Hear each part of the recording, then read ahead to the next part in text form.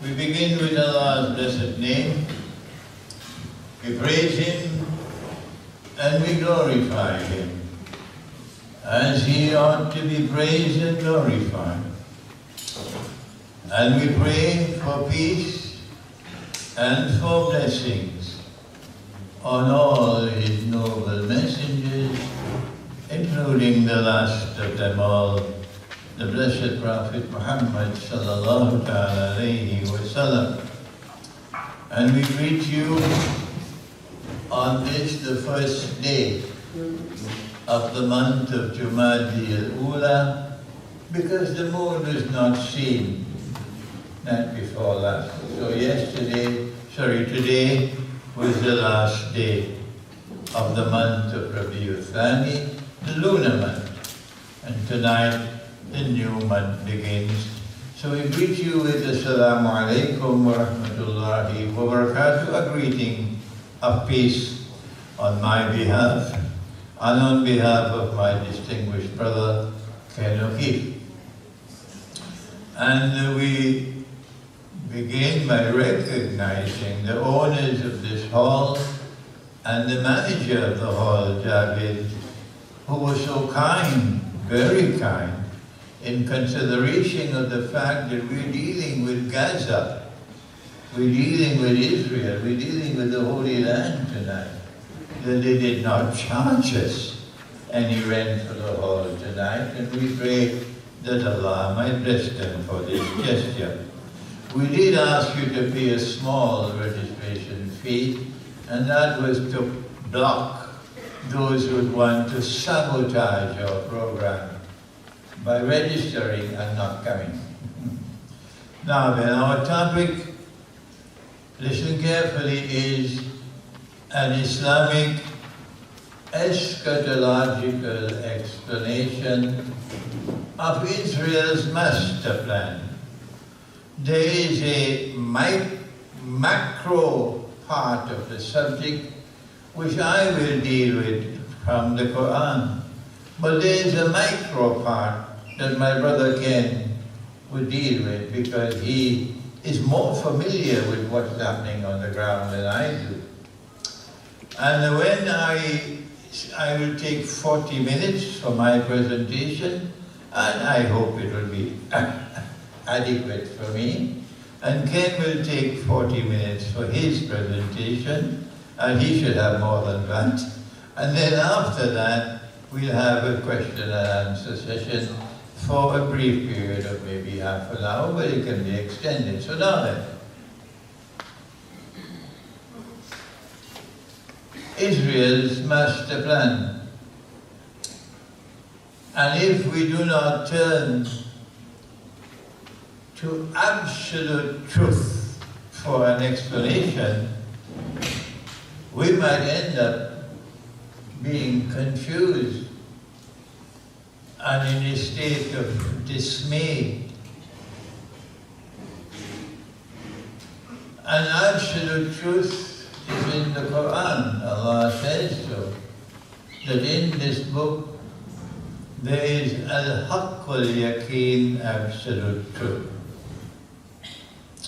And so let's turn to the Qur'an at the beginning of our talk.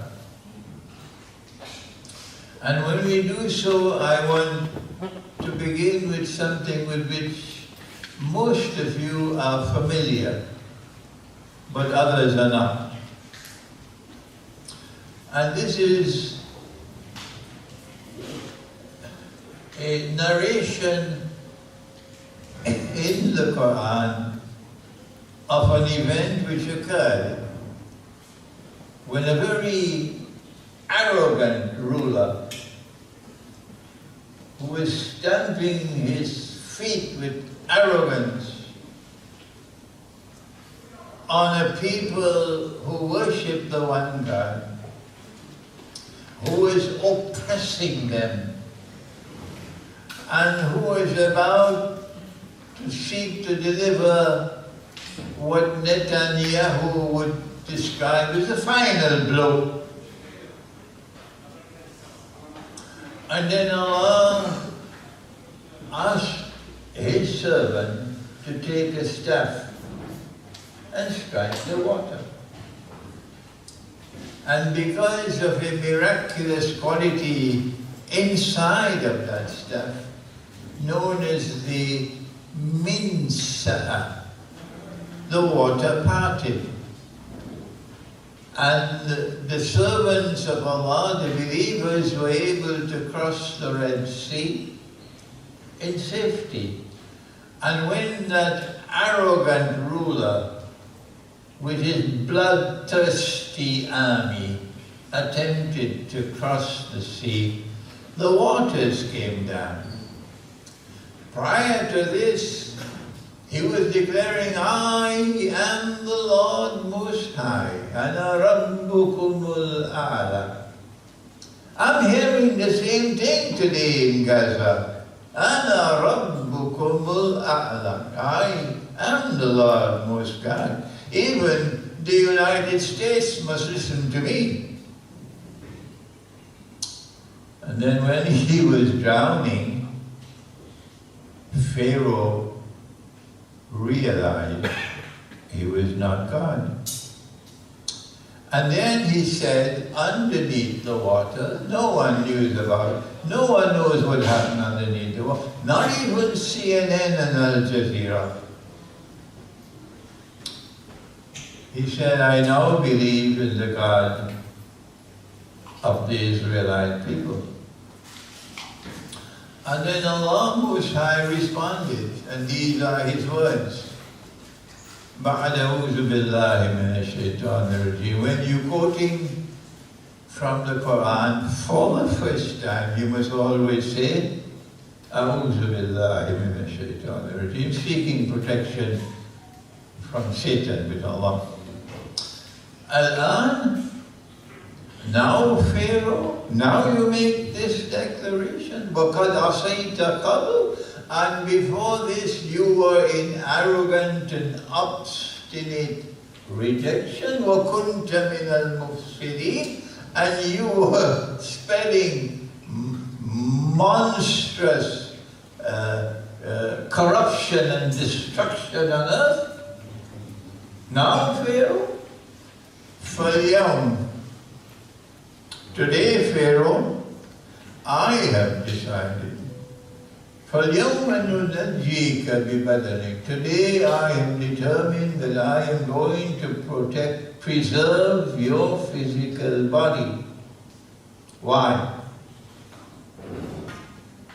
لِتَكُونَ لِمَنْ خَلْفَكَ آيَةً, that your physical body, when it is rediscovered, when it resurfaces in history, would function as a sign for a people to come after you. وَإِنَّ كَثِيرًا مِنَ النَّاسِ عَنْ آيَاتِنَا لَغَافِلُونَ, but most people are too busy to bother about my signs. This is Surah Yunus of the Qur'an. And so I ask myself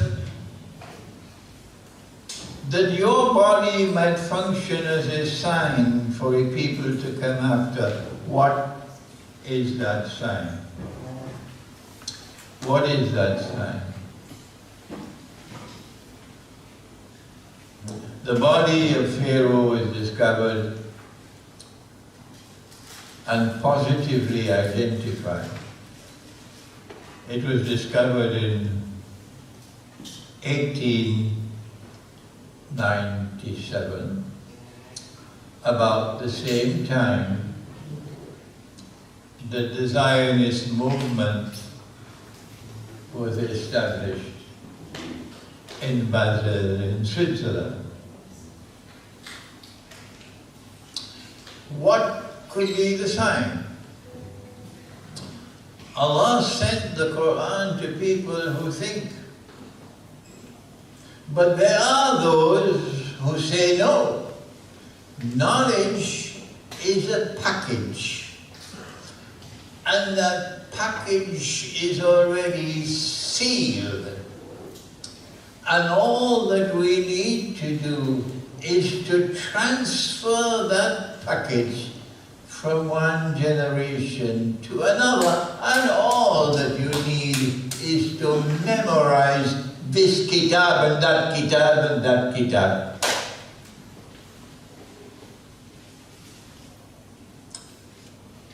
But Allah says, I sent the Qur'an to people who think.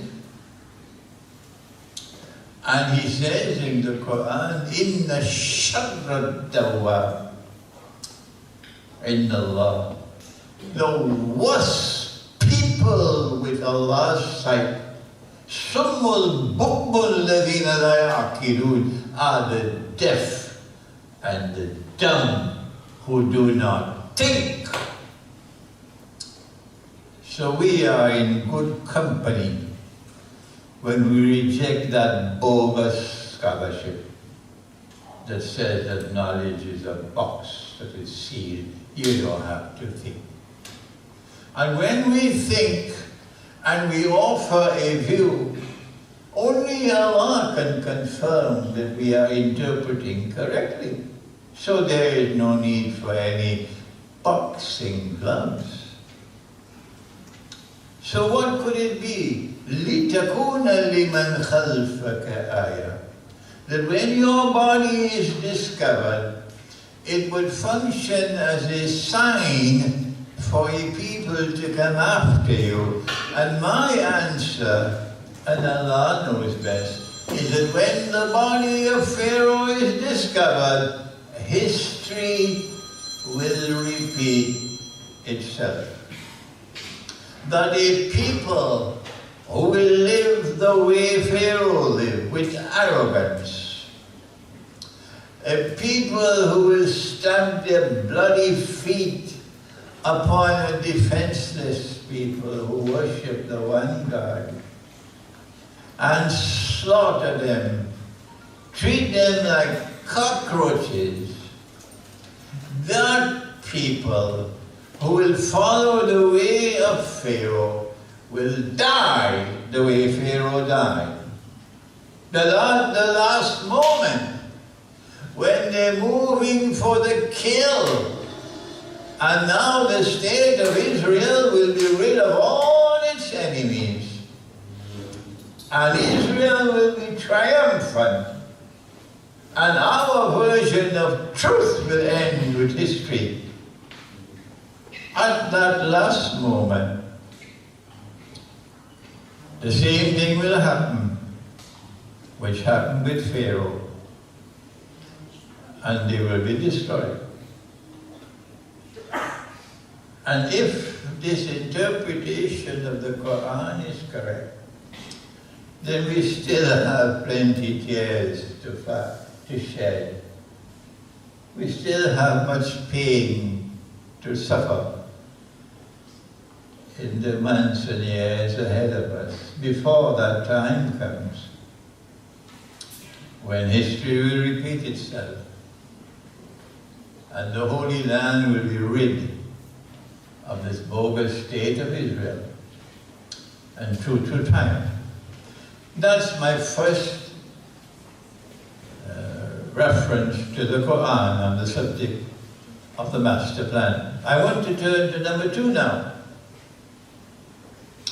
And Ibrahim alayhi salam, Abraham, is a common father for the Jews and for the Christians and for the Muslims. All three of us, we all recognize Abraham as our father. And he goes to his son, but the Qur'an chooses not to identify the son. And there is wisdom in this, that Allah does not identify the name of the son. And he says to his son, Inni ara fil manami anni azbahu, that I have seen myself sacrificing you. A human sacrifice. Human sacrifice. And he says to his son, ماذا ترى? How do you respond? The son understood it to be literal. And he says, Ya abati fa'al ma tu'mar. Oh, my father, go ahead and do what you've been ordered to do. And when Abraham put his son's head on the block to sacrifice his son, then Allah Most High called out to him and said, you have already fulfilled my vision, my command. My command never required you to engage in human sacrifice. My command never required you to engage in human sacrifice. No. I wanted you to accept the sacrifice of the seed of this son. I wanted you to accept the sacrifice of the seed of this son. Which son is it? Ibrahim alayhi salam accepted it. And so while we weep, we shed tears, our hearts are weeping today. We have to remember that Allah asked him to accept it, and he accepted it, the sacrifice of the seed of this son. Which son is it? Someone changed the Torah. These are heavy words I use. And I don't use these words recklessly at all. Someone changed the Torah and wrote into the Torah that the son of the sacrifice was Isaac.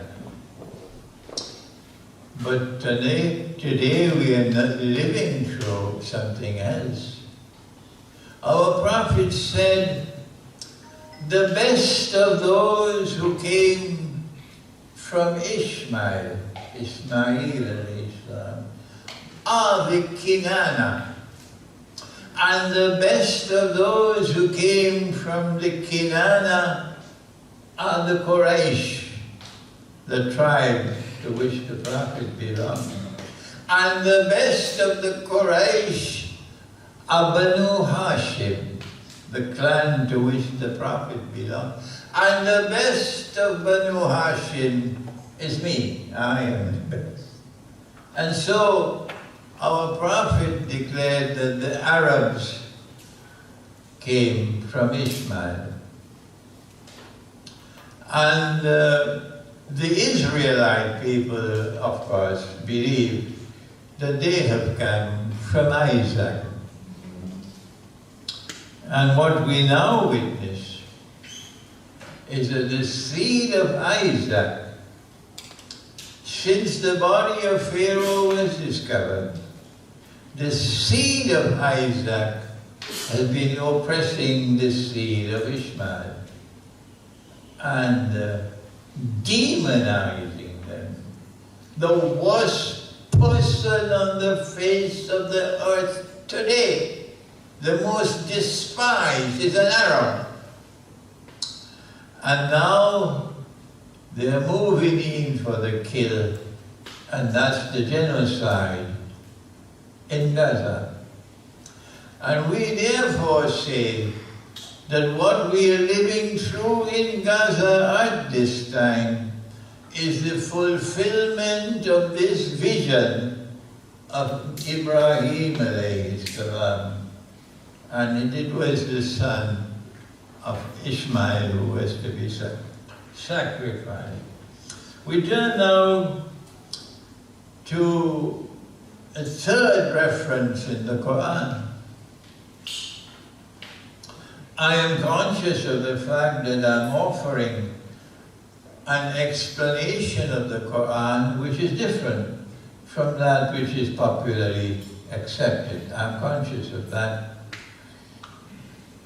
The Qur'an speaks about the Israelite people.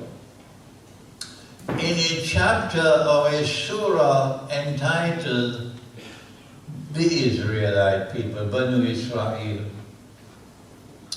And in this chapter or surah at the very beginning, Allah says that this was written, this was ordained. وَقَضَيْنَا إِلَى بَنِي إِسْرَائِيلَ فِي الْكِتَابِ لَتُفْسِدُنَّ فِي الْأَرْضِ مَرَّتَيْنِ. That Banu Israel will commit fasad. Fasad is something terrible. It is that which corrupts to the extent that it can destroy. Like cashless money, virtual money, paper money. Fasad is a criminal act for which Allah has ordained the worst punishment of all. Banish them. And if that is not enough, then cut off their hands and feet on opposite side and crucify them. This is in the Qur'an.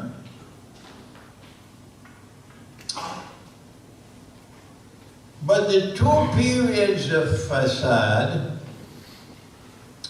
of the Israelite people took place before the Qur'an was sent down. The first time after the death of Solomon, Nabi Sulaiman alayhi salam. I think Ken is probably familiar with some of the Arabic terms by now. After the death of Solomon, Nabi Sulaiman alayhi salam, and they can engage in fasad, they corrupted the Torah. The Torah had prohibited money being lent on interest and borrowed on interest. And they rewrote the Torah to say that an Israelite is prohibited from lending money on interest to another Israelite. But he is permitted. He can lend money on interest to the rest of the world. Meaning, don't rip off your own brother, but you can rip off the rest because they're just like cockroaches. I know that my language is very, very strong tonight. And this is going to provoke a storm when this lecture gets on the internet. I know that. But the hour has arrived for the truth to be proclaimed, regardless of consequences. And so when they corrupted the Torah, Allah banished them from the Holy Land, because this was fasad. And they were taken to Babylon in slavery. So that was the first fasad. And then Allah allowed them to return to the Holy Land. But there's a Roman government in charge. And again they engage in fasad. One of which got Jesus, Nabi Isa alayhi salam, so angry with them that he turned over their tables and he chased them out of the temple or the masjid. And he said, you have taken the house of God and transformed it into a den of thieves, like Lower Manhattan. And then again Allah expelled them from the Holy Land. And then, of course, this was after the attempt of crucifixion. So the two periods of fasad have already taken place before the Qur'an was revealed. But how come we are now living through a third fasad? Worse than the first and the second. Why does the Qur'an say two when there are three? That's the question. And I battled with this question for most of my scholarly life. But sometimes the truth is right in front of you, but you don't see it until Allah opens your eyes. And that's what happened to me. The reason why the Qur'an said twice, when in fact we're now living through the third, is that this time it is not Banu Israel who are in charge.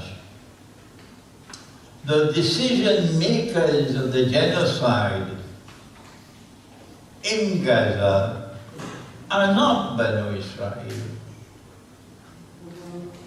Then who are they? The same people who control power in the modern Western world are the same people who control power in Israel today.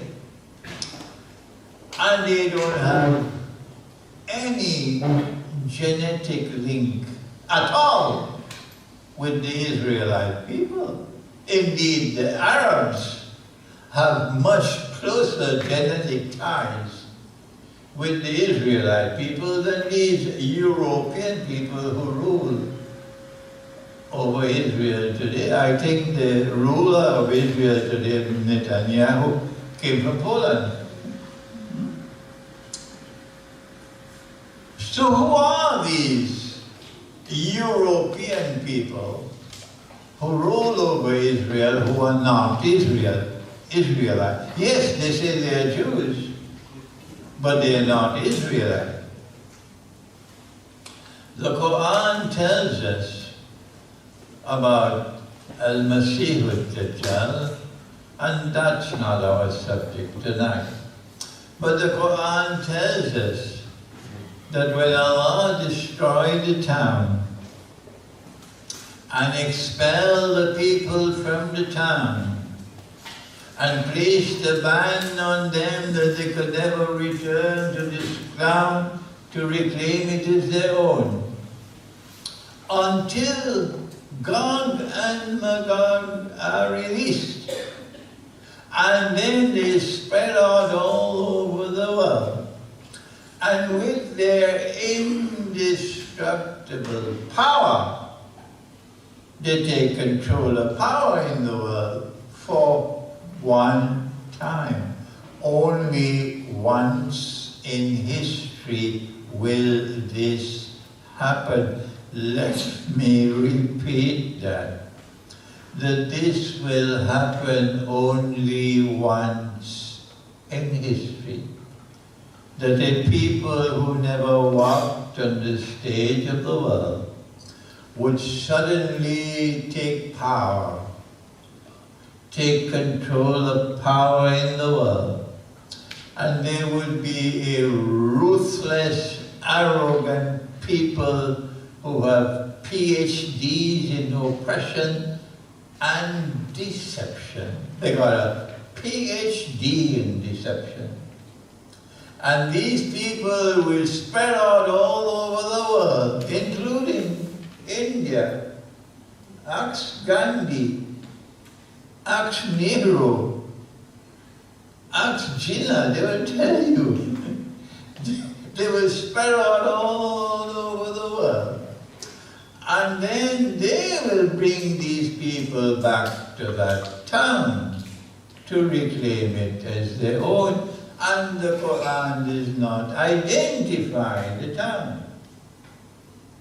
You have to think. And that's what I do. And they are angry with me because I think, and they shut the doors of the masjid on me because I think. And I say that the town is Jerusalem. And my argument is that our Prophet himself identified Jerusalem to be linked with Gog and Magog. Because our Prophet said that Allah will destroy Gog and Magog in Jerusalem. So who brought the Israelite people back to Jerusalem? Answer, it's modern Western civilization. That's fine. And therefore those who control power in modern Western civilization are Gog and Magog. You may differ with me, no problem. But wait on Judgment Day and see who is correct. Wait. And those who control power in Israel today are Gog and Magog. If the Islamic resistance in Gaza knew this subject, then they would have responded differently. But they don't know this subject. And it appears to me they're not willing to learn. And so now we're able to understand that you do not have the power to be able to destroy Israel. No, because it's Gog and Magog. Iran cannot do it. Well then what do you do when you're facing Gog and Magog? Answer in Surah Al-Kahf. It is a policy of resistance to the oppression of Gog and Magog by building barriers between you and them, because Zulkarnain built a barrier. And because it is Karnain, and one Karn already occurred, there's another one coming. But that's another subject. So do not despair, because Allah is going to destroy Gog and Magog one day. And it's going to be biological warfare. They wage biological warfare with us with COVID. And the expression is, what comes around goes around. So you attacked us with biological warfare, and in the end the Lord God will destroy you with biological warfare. So yes, the tears will fall, but don't let hope and faith leave the heart.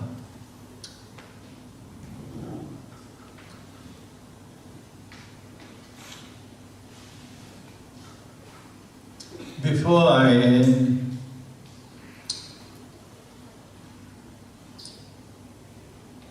I want to turn briefly to Dajjal, the false Messiah. And you are familiar with the subject by now. You've read Jerusalem in the Qur'an that was written some 20-something years ago.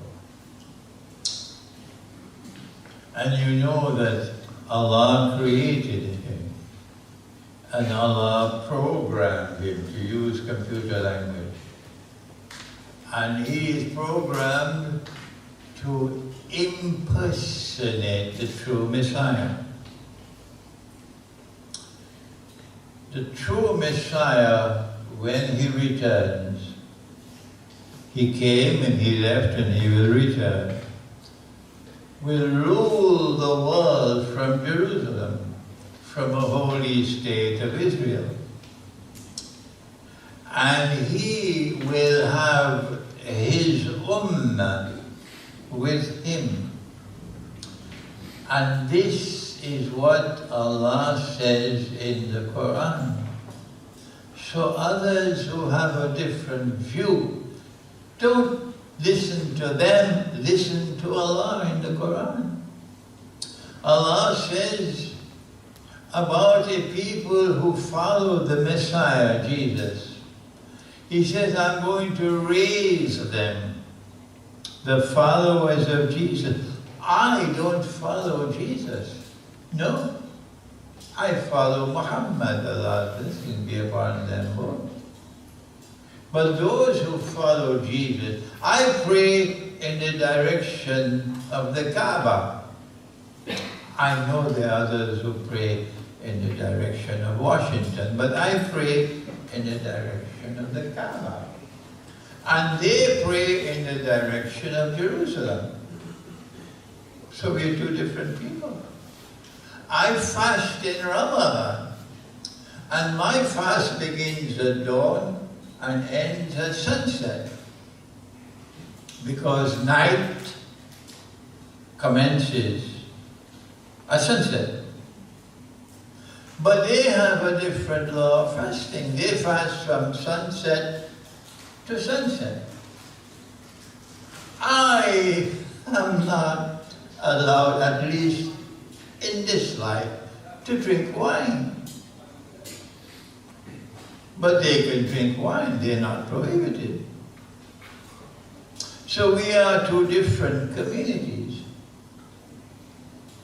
And Allah says that I'm going to raise those who follow Jesus to a position of dominance over those who have rejected him. And who are those who rejected him? Today, I'm using the word for the first time. They're called Jews or Yahud. That's the definition in the Qur'an. And today the Jews are in alliance with Zionist Christians. And they are the ones who are given to the world the North Atlantic Treaty Organization, NATO, in French, l'OTAN. And that is one of the superpowers in the world, led by the United States of America, in what is known as Pax Americana. So Allah is going to raise a people who follow Jesus to a position of dominance over NATO, And when Allah raised this Christian people to that position of dominance, the Qur'an is saying that they will remain in that position of dominance until the end of the world. They can teach something else in political science in their universities, but this is absolute truth. So this is the Messiah who is to come. So if a false Messiah is to impersonate him, that false Messiah must also become the ruling state in the world. And that's why the British Army liberated Jerusalem, and then Britain allowed the baby to be born, the state of Israel. And the Western world remained so obsessively attached to Israel, feeding the baby, protecting the baby, arming the baby, until the baby grows into an adult. And the baby is now so strong that an Israeli prime minister could say, "We control the United States of America." Anybody else says that, the Marines will land in your country, but not Israel. And so now, we are moving to a stage of history that I have to turn one more time to the Qur'an to explain before I end. I'll have more to say later on, but this is building the foundation for tonight, the master plan. In Surah Al-Mursalat of the Qur'an, Allah speaks of a shadow. What is the definition of a shadow? A shadow is something which is connected with a person or a thing. It is connected with a person or a thing. You can have a shadow of a stick, and you can have the shadow of a person. And Allah says, "Intaliku," proceed. Let history now proceed. "Intaliku ila zillin zi salasi shu'ab." Proceed to a shadow comprised of 3 parts. This is ayah mutashabiha. You have to interpret it. Whose shadow it is that is comprised of 3 parts. And Allah has sent this for a people who rejected His sign, rejected the Messiah. And we say the shadow is the shadow of Dajjal, and Allah knows best. And therefore, the Antichrist has a trademark. His footprints come in three parts. And we said it 20-something years ago, that in the first part of the shadow, the world experienced that horror called Pax Britannica. And in the second part of the shadow, the world experienced a greater horror called Pax Americana. Ken is very familiar with that. And now the third part of the shadow is appearing, and it is Pax Judaica. That Israel must flex its muscles. Israel cannot be the ruling state in the world when there are those who are hostile to Israel, living in the midst of Israel and around Israel. And so what explains the conduct of the Israeli government and the Israeli armed forces since last November is they're now attempting to clean up the area within Israel and around Israel. If you want to live in this land, you got to bow down and submit to us and live as our slave. Otherwise, we're going to destroy you and throw you in the desert and drop bombs on you until you learn to submit to us and be our slaves. As we were once the slaves of Pharaoh, you must now be our slaves. This is all I have to say. I've finished my 40 minutes, but I have more to say when we come back, inshallah, in the question and answer session. Ken, over to you.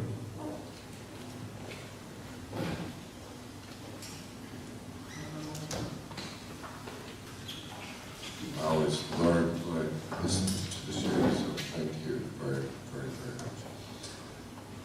Today, first off, I'll start with the positive news from my perspective, and I don't really care if people know it or don't know it. I know it, and I'm so happy to know that it's coming, and sooner rather than later. Israel is done. They're over. They're cowards and they're running. They're dual nationals. And even their little sacred cow, known as the Jewish state of Israel, they don't have the courage as a proper Marine would or any other warrior. If this is your land, and it's the land that is yours and only yours, and you claim it, how could you possibly run away from it unless you were a coward? To leave the rest of your brethren to die, if this is your place. But they're all dual nationals, aren't they? Henry Ford referred to them as the international Jew, but he got a memo like, hey, cool that down, Henry. Cool that down. Everybody who speaks the truth about this nefarious, parasitical, genocidal monster seems to have a problem. I know that. I know that well. In fact, the only reason why I'm here, which really is, all praise to God, for those that appreciate what I do, all praise to Allah. Only by the gifts of God could I possibly have the sort of qualities and abilities and strength and courage and fearlessness to do what I do. I answer to one master, that's it, nobody else. I love Jesus an awful lot, and I do recognize his mother as immaculately conceived virgin. I see very much what Islam sees about her, the most beautiful. And I also see the mother that I had, who gave me the strength and security to be able to test the boundaries. Israel has been running roughshod over this world, and as the Sheikh referred to it, the little baby of the West has been coddled and protected and armed. And now it is a monster, an adult monster. And we see it, the mask is off. For much of the world, the willful ignorance that people have chosen, It's pretty hard now to just repeat that tired old mantra, Israel has a right to defend itself. You've got to be a special kind of stupid to parrot that. But it's funny, isn't that the representatives that we have? Do they not represent us? Do we not pay our taxes to them if we live in this country, or America, or Canada, or the Netherlands, or Europe, or Australia? The little baby created by the West, that is this Jewish state, is in its dying days. As a warrior, I know arrogance is a weakness. The Sheikh also referred to arrogance. You've got to be a special kind of arrogant. Normally, when you're committing a genocide, and we have plenty periods, we don't hear much about the genocide in Algeria, about 10 million dead over there, courtesy of the Jewish-controlled France that instigated this. We look back at history, we see this pattern repeated over and over, which opens up an opportunity for me to show a book which I highly recommend, A History of Central Banking and the Enslavement of Mankind, which brings us to the head of the snake, as I've been saying forever. Money. A lot of people will say that money is the root of all evil. That's not true. And that book will prove it right there. Money can be a servant, a tool to humanity. But when you combine money production, fake fiat money, usury-based money, fractional reserve money, compounding interest money, it's in this book, and it's there for all to see if you study history. That's why they don't want you to know history. Who controls the media? Who controls Hollywood? Who controls the politicians that supposedly represent us? And what does it say about us? If we pay our taxes and we vote, which one did you vote for? And if they did win, did they change anything? No, they didn't. They didn't. I'd like to take a poll. How many times do you think I have voted in my 55 years, in my entire life? That would be a big goose egg, 0. Why is that? Well, I think it really comes down to a book I need to write. I need to take a page out of the Sheikh's book. He's written many books. I've written 0 books as well. When did unacceptable become acceptable? Why did we ever accept a choice between the lesser of 2 evils? How did that work for anybody? Did you ever feel good about that? And now we see this dog and pony show called elections, which I've been calling selections for the longest time. Never mind electronic voting machines. But okay, so wait, we got Joseph Biden with a son that smokes crack and does business with the communist Chinese and built billions while also having intercourse with underage children. I could say it much more distinctly, but I'll just leave it at that. Joseph Biden also touches kids inappropriately. It's funny, because if you look at the pictures of Adolf Hitler, go look at the pictures. I've got gigabytes of pictures. Go look at the pictures where he is with children and tell me what you see. You don't see what you see with Joseph Biden when he's touching kids. He's sticking his mouth and his nose up into the ears of a child. You see a child moving away. You see a child telling us the truth. You see an arrogance that allows for someone to do that in the public eye, and then you see a willful ignorance that allows that to happen. And this is our commander-in-chief? When did unacceptable become acceptable? Oh, but wait, we've got a hero. Maybe it is the false messiah, a guy named Donald Trump. Why do I know that Donald Trump was best mates with Jeffrey Epstein? Why do I know that? Why doesn't everybody know that? And by the way, who's Jeffrey Epstein? He's a low-level player. He is a low-level player in the game. He's nobody. That's why they did sacrifice him. He's nobody. He's a little peon of the tribe. Who's behind him? How many people know the name behind Jeffrey Epstein? Why do I know that name? His name is Les Wexner. That's higher on the food chain right there. And that's why most of us don't know his name. How long has this game been played with corrupt so-called representatives in our so-called democracies, how long have they been having inappropriate relations? I could use stronger words, rape would be the word, with our children. I know a lovely lady, Miss Polton, she made a documentary called Pedophiles in Parliament. It is staring us in the face. Staring us in the face. So we've got Donald Trump. Remember now, I'll quote Joseph Biden, you don't have to be a Jew to be a Zionist. And who is this man?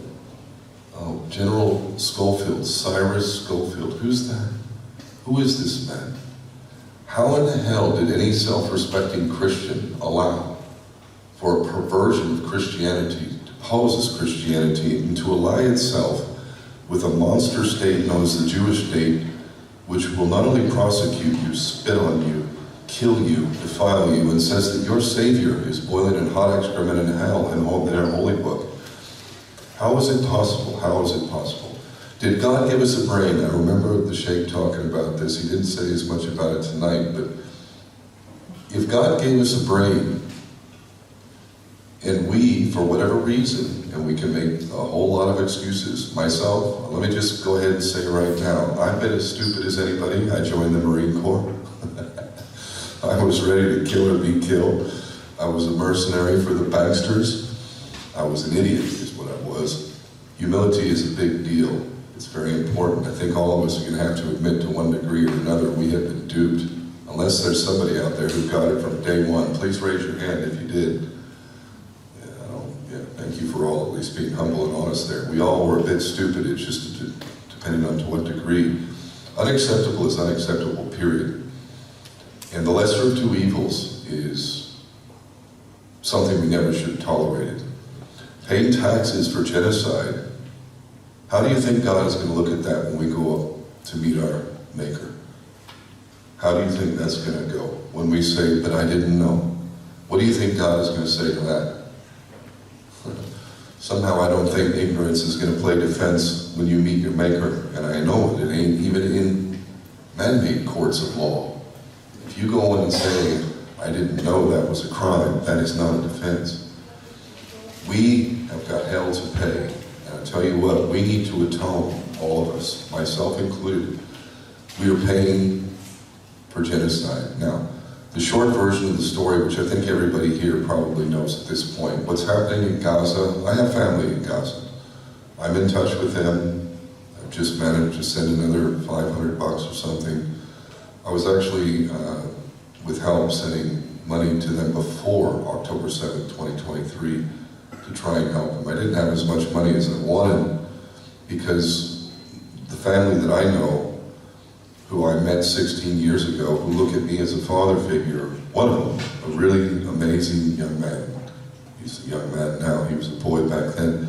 But he asked me a little over a year ago if I could send him enough money for him to be able to buy a good quality camera so that he could be a journalist. I didn't have the money, I've been mostly poor. I've been mostly impoverished, lost everything I own 3 times in 10 years, been in prison, tortured, you name it, blah, blah, blah, blah. That's the price you pay. I sleep good at night. I don't fear God, I love Him. He is my master. I listen to Him, I love Him, I pray to Him daily.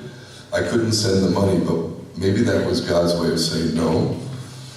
Because if I did send him that camera, and he was able to be a journalist, given what we know about what happens to journalists in Gaza, probably he'd be dead. Instead, he's just starving with no shelter, and he's freezing cold, and his family is cold because they don't have the cold weather clothes. There is nowhere safe in Gaza. He was also witness to the burning bodies. That's actually the biggest post I've had on X. The burning bodies. You know, the young man with an IV in his arm, on a cot in a field hospital, since all the hospitals have been destroyed, burning alive. It was his mother who you see leaning forward as she's burning alive. He was actually there. They were there in that area. He saw that. The traumas that he's seen. His mother, Zainab, she's still alive. I met her, did a video where I interviewed her about the hell she had been through back then, 16 years ago. the amount of traumas that these people have been through, most people would just absolutely crumble, absolutely crumble. The Palestinians represent the absolute best of humanity, and most of humanity has turned a blind eye and abandonment, including the shameful Arabs and Muslims, so-called, who did nothing. Nothing. Shame on you. Not you. The ones who've done that. But we all have that. Even now, why is the shame not embraced and loved? Is it not possible to disagree a bit? But instead, all these mosques out here that don't welcome this man, what does that say about the state of Islam in this country? What does that say? Shame on all them too. We do have a great opportunity, and I'm all about solutions. The atrocities we see in Gaza, and also the good men. I met Ismail Haniyeh several times.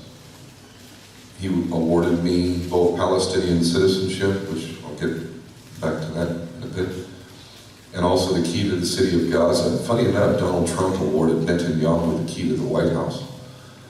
If I could trade my key to the city of Gaza for the key to the White House, what do you think I would? No, I wouldn't choose that. But it says a lot about my birth nation, that you give a patent war criminal. You've invited him to the US Congress 4 times. I'm sorry, who is in charge here? How is it possible that this little Jewish state, so-called, basically gives the talking points to all of our so-called representatives? And have we done enough by going to protests and signing petitions? Is that enough? Are we going to meet God and we're going to say, yes, you did your part? No, we didn't. No, we did not. At best, we did the bare minimum. But on the positive side, I just had a meeting yesterday with a group that is part of a movement which I will be representing, inshallah. It's called Make War History. I want to explain this because here's a solution. And soon I'm going to be able to present this, God willing, that will allow me to be able to shame everybody who does not participate in this. And I mean that. Make war history. Let me tell a little bit about law, actual law, as opposed to the color of law, which everybody seems to think is actual law. Acts of Parliament are not law. The law of this land, which actually is something the British people could be proud of, goes back to Magna Carta, to common law, to the Bill of Rights, the Constitution that most British people have no clue about. Guess why this amazing contribution to humanity before the tribe, the usurers, got their grubby little mitts on this country? Guess why Magna Carta was brought in to existence, primarily, of all the good things it could say? Now, I recognize God's law as the highest law, but I recognize man-made law that is consistent with God's law to be a positive thing.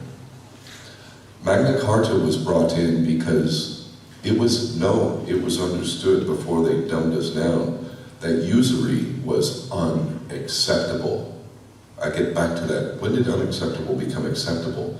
At what point did Muslims accept something that is completely unacceptable with regard to Islam? At what point? When did that happen? How many of these mosques and imams are talking about that? How many of them are getting their dirty little usury money given to them so they can keep their mouths shut, cut this man out, and play their little games so they can have the favor of the investors who allow them to live their false Islam lie? I say that as a non-Muslim, although I am in service to God, and so in that sense, I am a Muslim, and I'm a Christian. Is it possible to be both? Maybe there is a middle ground here. Maybe we can agree to disagree on some of the key points and acknowledge that there is only one God. I do not pray to Jesus, nor do I seek Jesus' forgiveness. I recognize him as something probably above what maybe a Muslim may, and this is where we could disagree perhaps, but it was Jesus who brought me to Palestine. He's the one. Something pulled me there. It was him.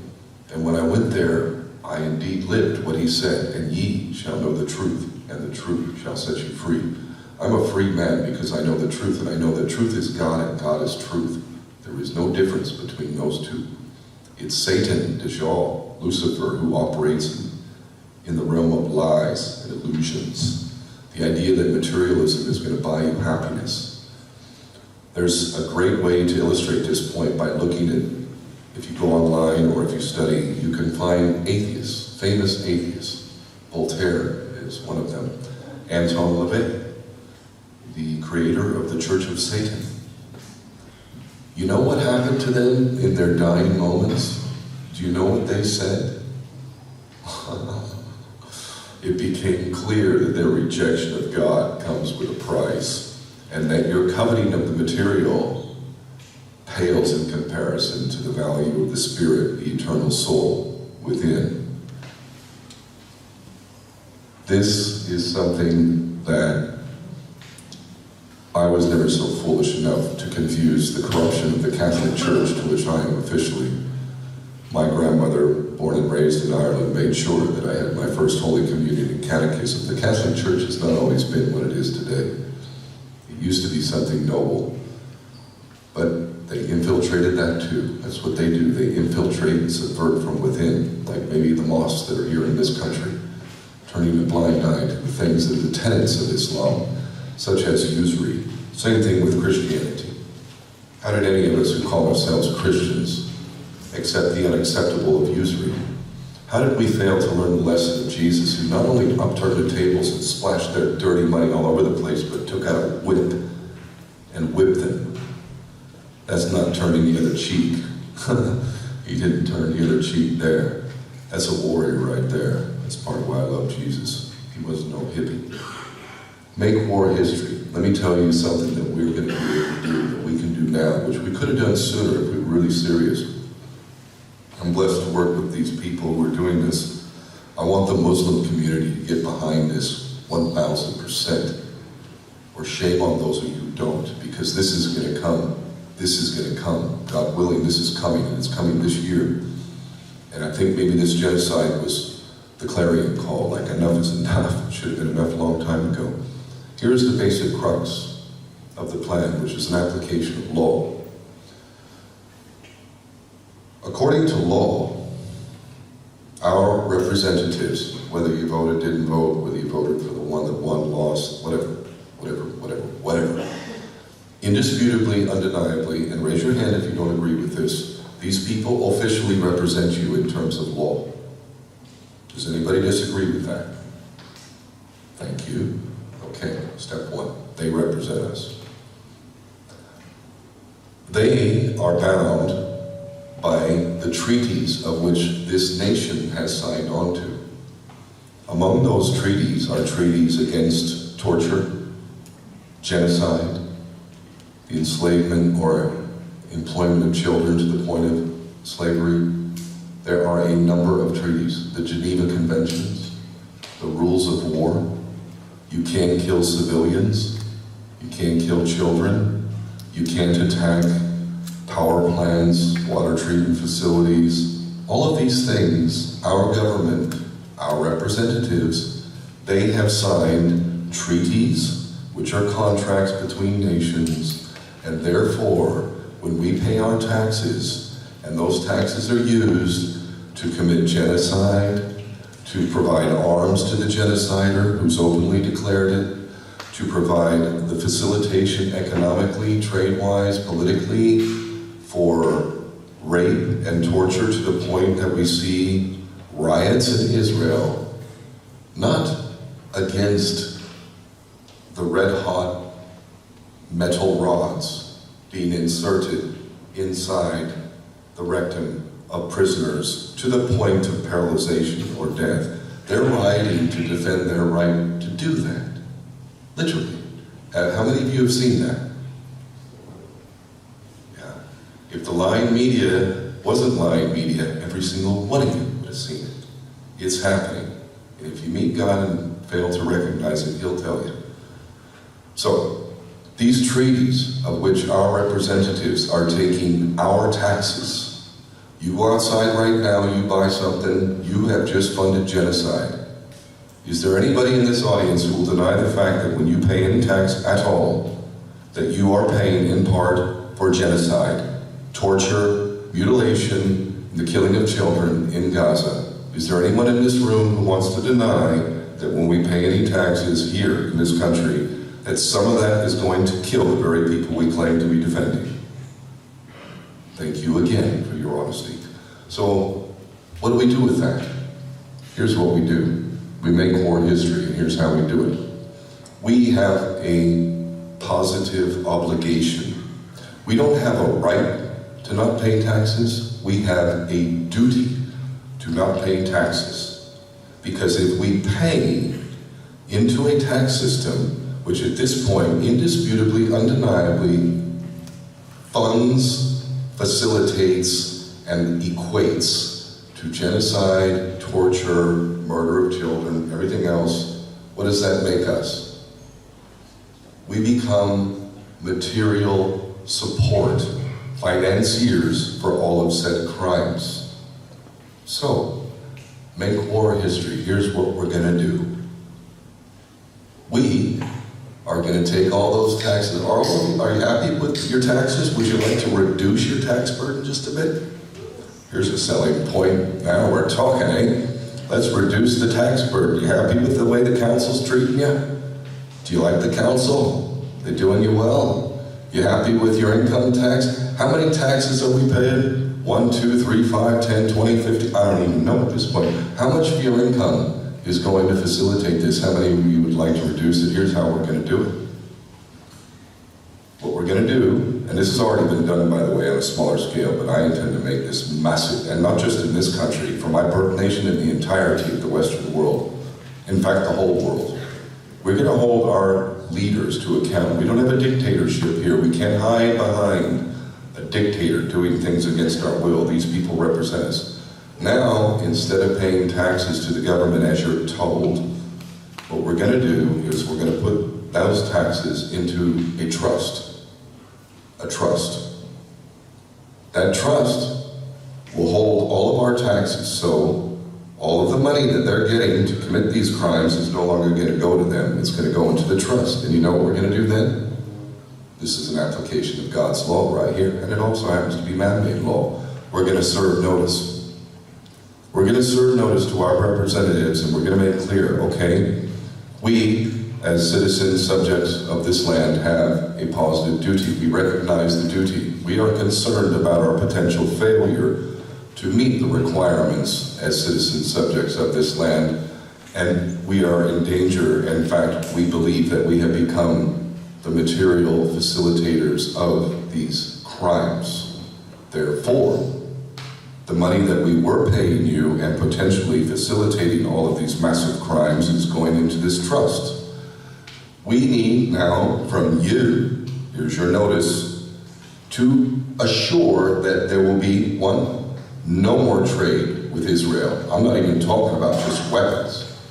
No political support, no more Keir Starmer getting up and saying that Israel has a right to cut off water, food, electricity. That's the man in charge right now, by the way. He said that. You now have been served.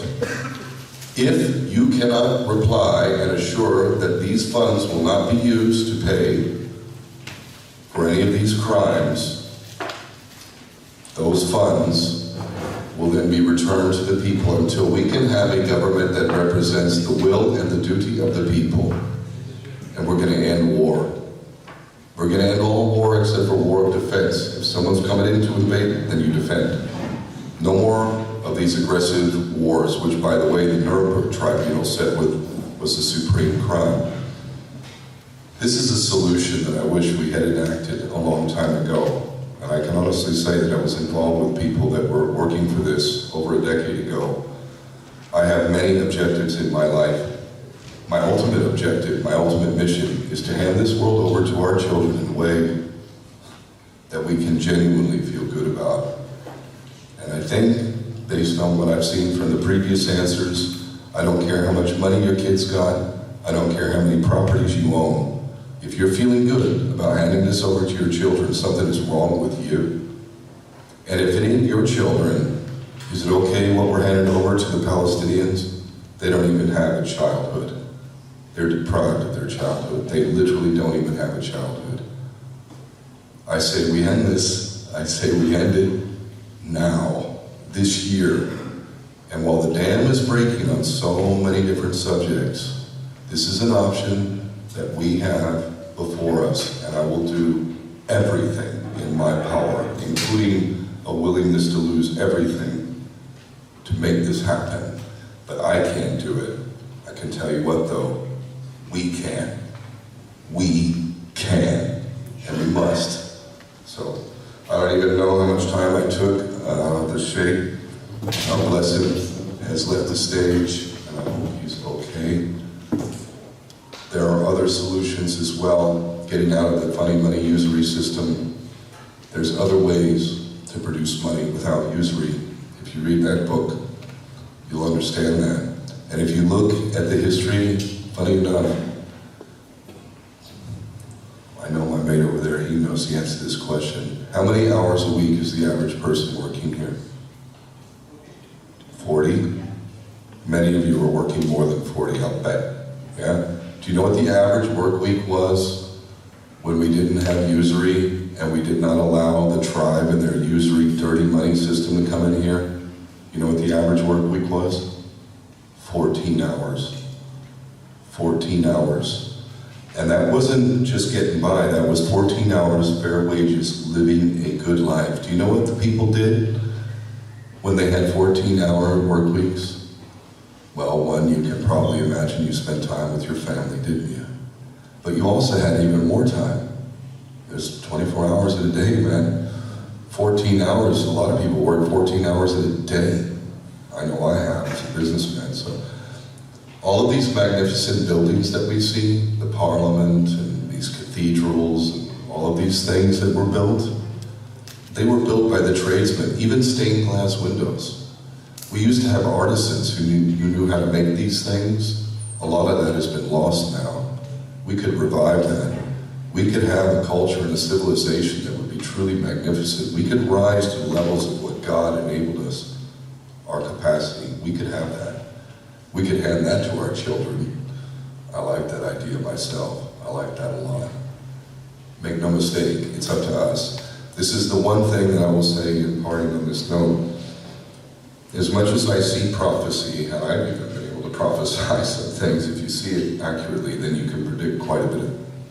I'm not Jesus, I'm not Muhammad, God bless him, I'm just Ken O'Keefe. But I prophesize this, Israel's done.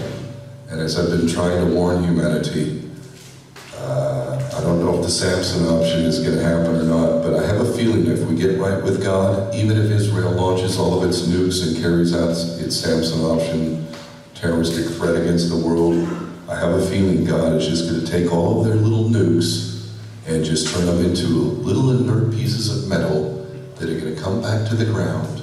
And maybe he'll rain down fire and brimstone like he did on Sodom and Gomorrah and Babylon. So I think most of you here, if not all of you to some degree, you're getting right with God. Keep going with your prayers. Keep listening to God. Keep serving him and know that he does not want usury. He does not want our children enslaved. He wants you to do everything that you're capable with, that he endowed you with. We have it within our means. Let's make it so. Let's make it so. Anyway, God bless you all. Thank you.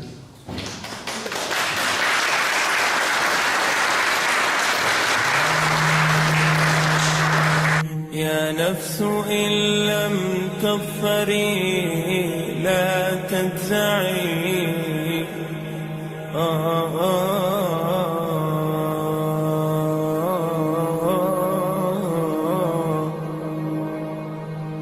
يا نفس إن لم تظفري لا تجزعي وإلى موائد جود مولاك ارعي يا نفس إن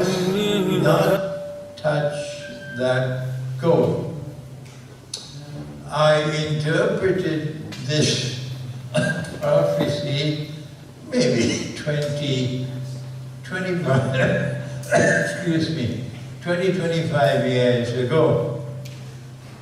I said that this must not be understood literally. There is no mountain of the metals coming out of the river. But this has to be interpreted.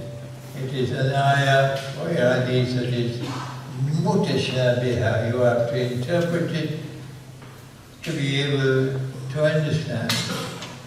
And I said that when Henry Kissinger went to Saudi Arabia after the war of 1973, in which the price of oil rose by 400%, from $3 a barrel to $12.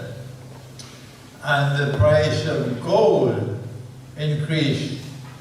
In fact, it was the value of the US dollar which was decreasing from $40 for 1 ounce of gold to $160 for 1 ounce of gold.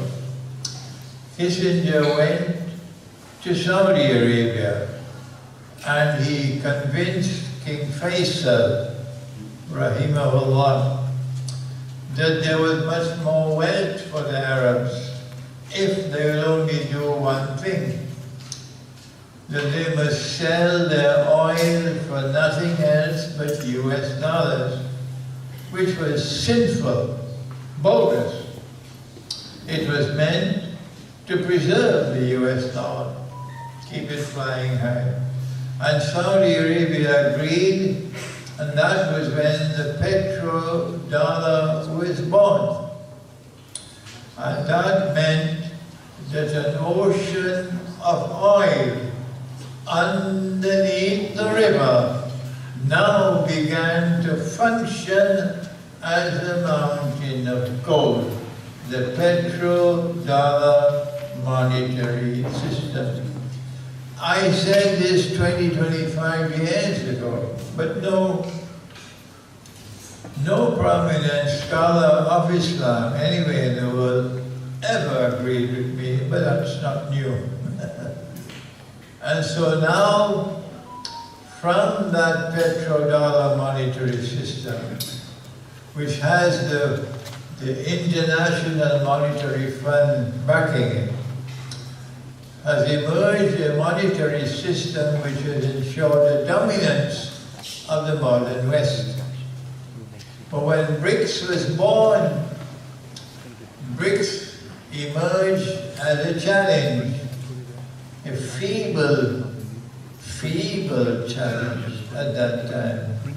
Namely, Russia and China joined together to seek an alternative, another monetary system, and Russia and China succeeded in bringing India and South Africa and Brazil on board, and that's why it is called BRICS. And now that alternative has grown so significantly that it is now threatening the petrodollar monetary system. And therefore, I agree with the view that this is one of the major causes of the walk towards nuclear war. Next question.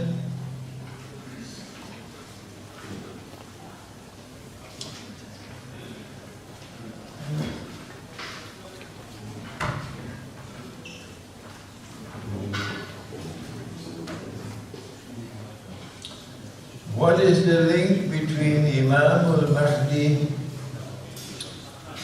and Gog and Magog? And when will the Imam al-Mahdi say takbir 3 times? I am not aware of this part of the subject. The link between the Imam al-Mahdi and Gog and Magog. The answer is that Imam al-Mahdi is a descendant of Prophet Muhammad, Allah's blessing be upon him, who will be sent by Allah Most High into the world to restore the valid model of a state with Allah. That valid model of a state was called Holy Israel, and it was established by the Prophet David, Nabi Dawood alayhi salam, and then with his son Solomon, Nabi Sulaiman alayhi salam, that model of a state became the ruling state in the world. That model of a state was replicated when Prophet Muhammad, Allah's blessing be upon him, established the holy state in Medina, the Islamic state. And then when that model of a state disappeared from the world and was now replaced by a secular, godless model of a state with which we now live around the world. When Akhir Zaman comes, that model of a state must be restored. Why? Because Jesus, the Messiah, is coming back. And Allah taught him the Qur'an. So when he comes back, he's coming back not only to his followers, but also to the followers of Nabi Muhammad, Allah's blessing be upon him. So when he arrives here, it would be a pathetic spectacle if we still live with the Republic of Egypt and the monarchy of Morocco and the Republic of Algeria and the King of Malaysia and Indonesia and all the rest. The model of a state with Allah, that model, must be restored before the Messiah returns. And that is the function of Imam al-Mahdi. To restore the valid model of a state, so goodbye to Kuwait. I was giving this lecture in Manhattan in the 1990s in a big masjid. And I was not aware that the Kuwaiti ambassador was sitting right in front of me. And I said, when the Imam comes and the Khilafah state is restored, goodbye to Kuwait. The ambassador was not happy with that. Because the Khilafah state, or the holy state, would now be restored. This is the primary function of Imam al-Mahdi. Gog and Magog have a different function. The primary function of Gog and Magog is to bring the Israelite people back to the Holy Land, to Jerusalem, to reclaim it as their own. And so Gog and Magog first took control of modern Western civilization, controlling power in the West. They still control power in the West. And Gog and Magog then spread out all over the world and took control of power in the world. And then Gog and Magog brought the Jews back to Jerusalem to reclaim it as their own. And they have now accomplish that mission. And Gog and Magog will be destroyed by Allah when Nabi Isa, Jesus, returns. So between the Imam and Gog and Magog, the only link that there is that the Imam will be able to restore. He'll be able to liberate the Arabian Peninsula, and Gog and Magog will not be able to prevent it.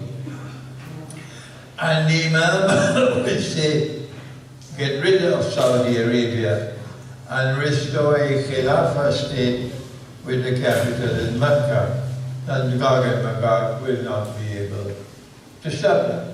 Once that Khilafah state is restored, that's the beginning of the end of Israel.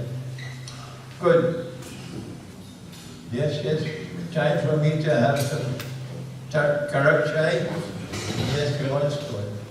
And for Ken to answer some questions.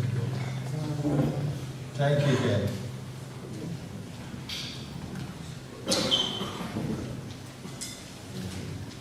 Any questions for Ken? Yeah. Give it in.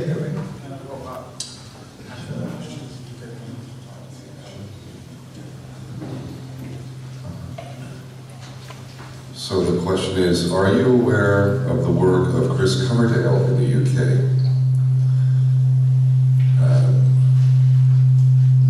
Something, no tag for gender.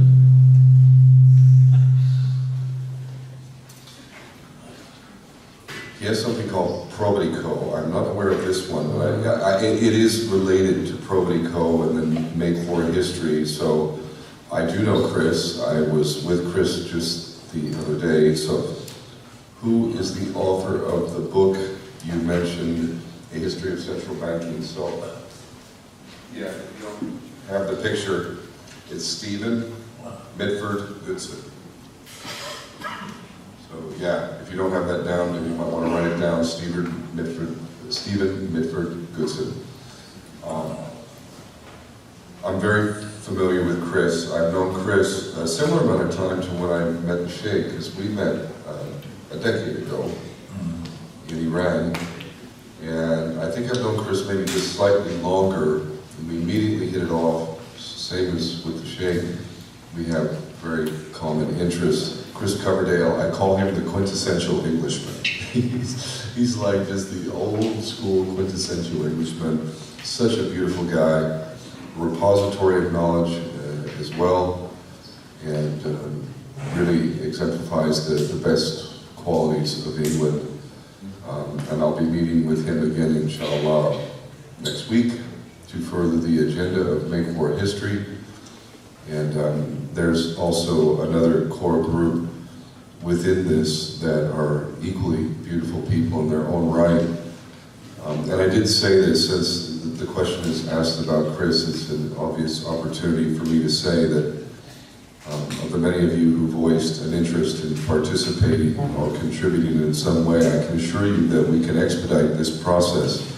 Although we already have the core foundational stuff, it's really just translating that into the working website, like the logo. You know, I want to see Make For History, NWH, all over. Like the same thing as my hat is sort of my signature, you know. I want to see Make For History for real, not like a slogan. I remember actually imparting on this 20 years ago when I did the Human Shield Action to Iraq, 21 years ago. I actually was I gave a speech at Camden Town Hall, and somebody had given me a nod in my name. And the only reason why I felt like I could wear that was because while everybody was wearing none of my name, they were going to protest. I was going to Iraq to be human shield and ready to die.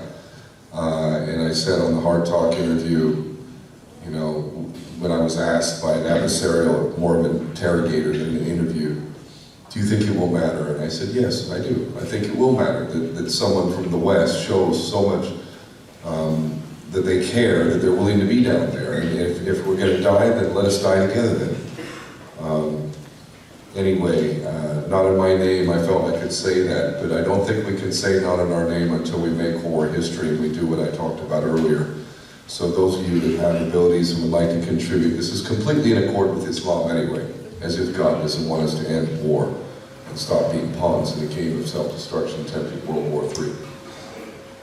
Okay.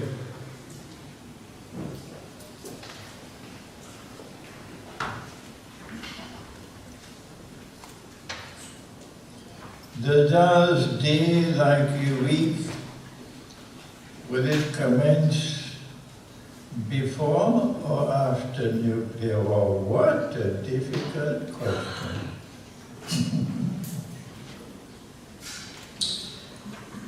The passage from Pax Britannica to Pax Americana is the template to be used for us to recognize the passage from Pax Americana to Pax Judaica. When I examine that template, I find that among the things that are significant in it is the transition from one form of money to another form of money. That with Pax Britannica, the world was given the British pound as His Majesty the British pound. And then at Bretton Woods in 1944, this is upstate New York, we saw the British pound giving way to the US dollar in the Bretton Woods Agreement. And then emerged the International Monetary Fund, which established the US dollar as the international currency. And so I conclude, I did it 25 years ago, that we will recognize the emergence of Pax Judaica when the US dollar is receding into the sunset and something is emerging to replace it. And that is now right now at our doorstep. It's called cashless digital money. And so I perceive that we are now in transition from Pax Americana to Pax Judaica. But the template has other things as well. And that is that the passage from Pax Britannica to Pax Americana required 2 world wars, which are in fact won in 2 parts. And so I have come to the conclusion that the passage from Pax Americana to Pax Judaica will not be completed until the Great War takes place. And that Great War, which we call Al-Malhama, and they call Armageddon, that Great War is just around the corner. That is the best answer I can give.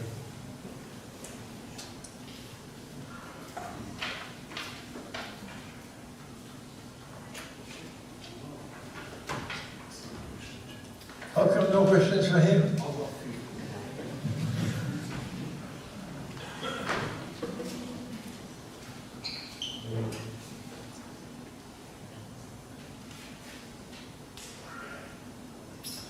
Despite Iran's central bank not falling to the Zionists, why is it so weak? Why is it so susceptible to sanctions? Why haven't they given to the world an Islamic example of an economy? I met in Iran with several ayatollahs, and I seldom found amongst the ayatollahs any understanding of the monetary system. I didn't find any difference between Shia and Sunni. They're both at sea. But I did find in Qom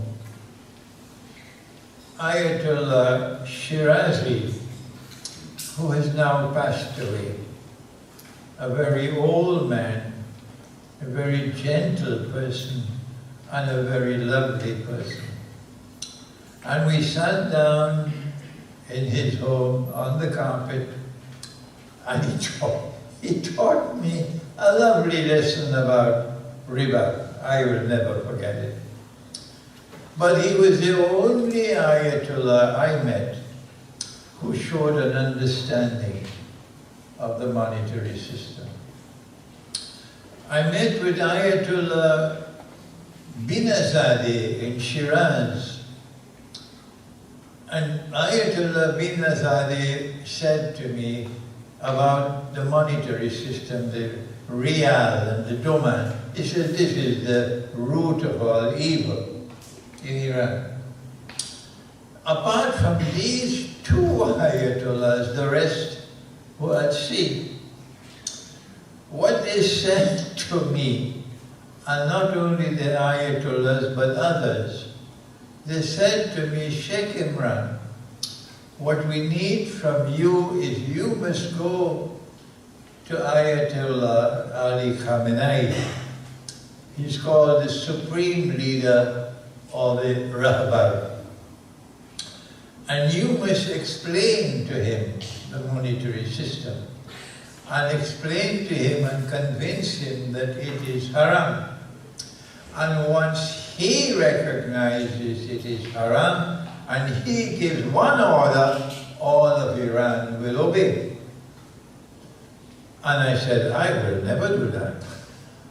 I will never do that. You are the ones who must study the subject. And you are the ones, your Ayatollahs, who are the most learned of all. You are the ones who must be able to make the change. I will come to your country and I will teach, but I am not going to the head of the state to try to convince him. And that's where they are. You will not find in Iran any significant voice in the whole country arguing that the monetary system based on paper money is bogus, is fraudulent, it's haram, and that Iran should return to dinar and dirham as money.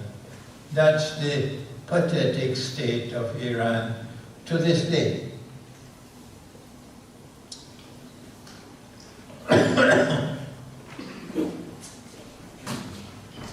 Okay, Ken.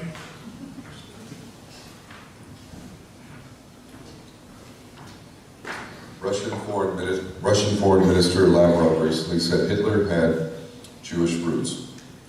What do you think of this claim?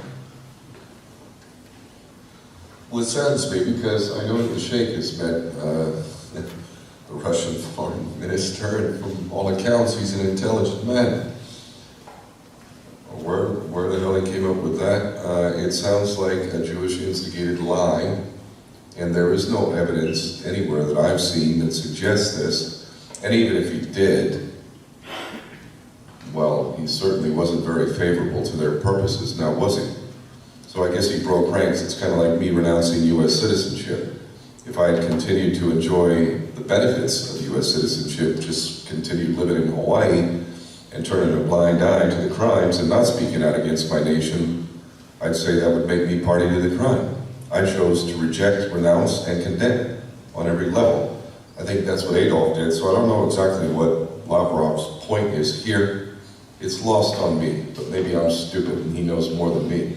Or maybe I know more than him. Or maybe he's playing a game that doesn't make sense to me. But I do know this, I also hear the Russians using that term Nazi a lot. I don't like that term. It's a derogatory term, it's an insult. And it's no different from the Israelis calling the Palestinians human animals, same basic premise. It's an insult to the reality of who the Palestinians are. National Socialism is something that could liberate all of our nations. In fact, that's what this man Adolf wanted.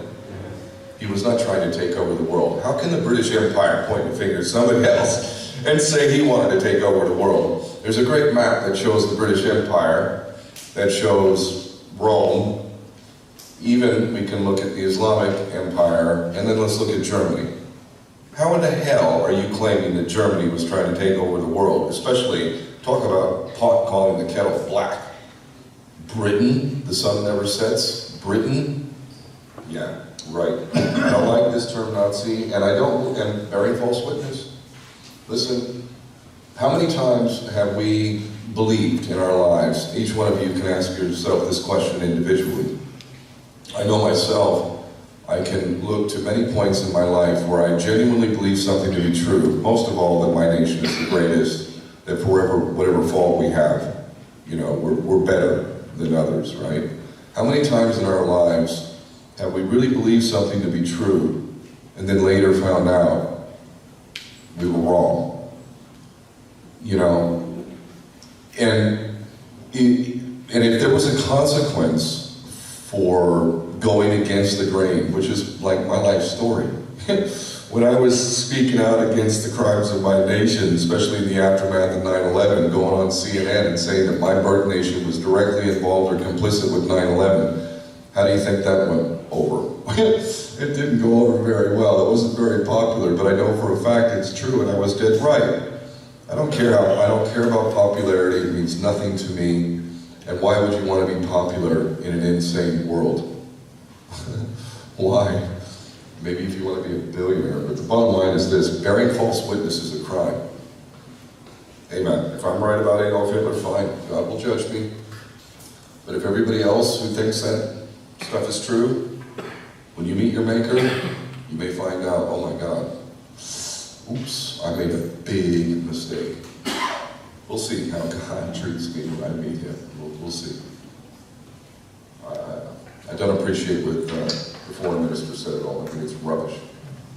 If I ever get to meet you, Sergey, I'll tell you to your face. But good work on a whole bunch of other stuff.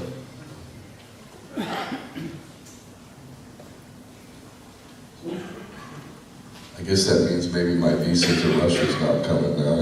Darn it, I just burned another bridge there. If Jesus, Nabi Isa alayhi salam, is coming to his ummah, his people, the Christians, and if the Imam al-Mahdi is coming to the Muslims, then why would Nabi Isa alayhi salam perform the prayer behind the Imam, behind the Mahdi, indicating that he comes as a follower of Islam? So how and why would the Christians have a higher authority than the Muslims at that time? Number one, the Qur'an prevails over everything. And the Qur'an declares that a people who follow Jesus, not a people who follow Muhammad, Allah's blessing be upon them.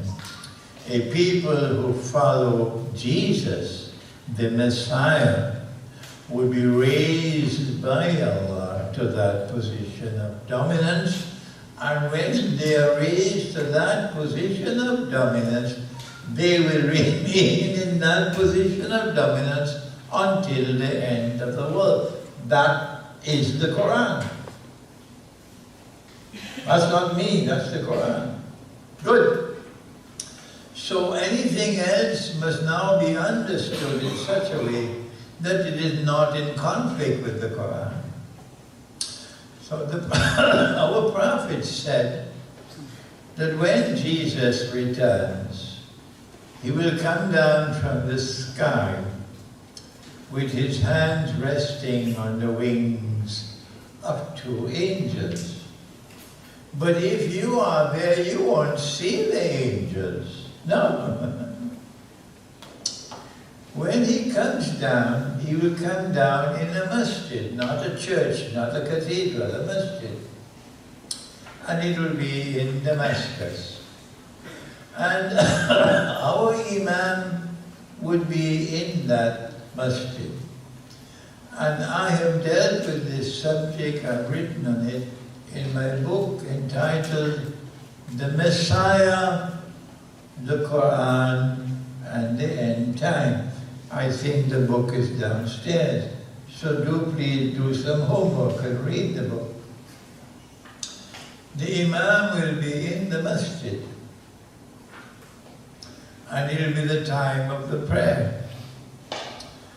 And the Israeli army, led by the false Messiah, will be around the masjid, surrounding it. And they are ready for the final kill. When you kill the Imam, everything is now finished. There is no resistance to Israel possible anymore. Like Pharaoh's army approaching the Israelite people who are between the devil and the dark blue sea. And if you destroy them, that's the end of it. The Imam would recognize that this is the Messiah, Jesus, the Son of Mary. If I am there, I may not recognize, but he recognizes. And he does the right thing. He is the Imam or the leader of the community of people who follow Muhammad. Allah's blessings be upon him. But that is a prophet. I am only an Imam. He is a Nabi and he is the Messiah. So the Imam does the right thing when he invites the Messiah to lead the prayer. But this is a masjid, and the prayer will not be conducted in accordance with the law which came down to Moses and to Jesus. Allah's blessing be upon him. We have a different model of law which came down to Muhammad alayhi salatu wasalam. So our prayer will be conducted differently from the Christian one, but it's the same one God. When the Imam invites him to lead the prayer, since he is a prophet, then in accordance with our Sharia or sacred law, the prophet should lead the prayer. So why does he decline? Why does he say, the people have appointed you as their Imam, you lead the prayer? And he then prays behind the Imam. Answer, you've got to learn to think. Don't expect Imran to think for you. No. You must learn to think. My teacher used to say to me, I'm not going to put you on my back and climb the mountain. I'm going to teach you how to climb the mountain. That's what he used to say. Maulana Dr. Muhammad Fadlur Rahman Ansari, rahimahullah. So I have to think, and I understood. If the Messiah had accepted the invitation and he had led the prayer, he would be in conflict with Allah's command to him. Because Allah's command to him is that he is a prophet sent not to all of mankind. No, he is sent to Banu Israel. Twice in the Qur'an this is mentioned, that the Messiah is sent to the Israelite people. But if he had led the prayer, he would now become the leader of this community which follows Muhammad alayhi salatu wasalam, and he would be in trouble with the Lord God. So that is why he declines to lead the prayer. But when he prays behind the Imam, he sends a message, powerful message, to all Christians and all Jews. What is the message? By praying behind the Imam, in accordance with the law which came down to Muhammad, Allah blessing be upon him, he is telling the world the Qur'an is absolute truth. The Qur'an is the word of God. Muhammad is a messenger of God. And every Christian, wherever you are in the world, will now have to accept, if you have not accepted it so far, will now have to accept that the Qur'an is the word of God and Muhammad is his messenger. But Alhamdulillah, in my old age I'm working, and there are many Christians who are now accepting that the Qur'an is the word of God, because I don't go with boxing gloves to win any stupid debate. Sorry for this language. I don't go with boxing gloves to win any stupid debate. I do it differently. And there are many Christians now who have a different view of the Qur'an. And my book, The Qur'an and Russia's Destiny, I pray will change the views of many Russians. Already you have a president of Russia today who publicly kisses the Qur'an. Can you imagine Trump doing that? Or Biden? Or this fellow in Britain, I don't know his name, Starbuck? Or Macron in France, kissing the Qur'an? But Putin kisses the Qur'an. That's right. And so this is the reason why he does not lead the prayer. He prays behind the Imam, because if he were to lead the prayer, he would automatically become the Imam of this Ummah, which would be in violation of Allah's law to him.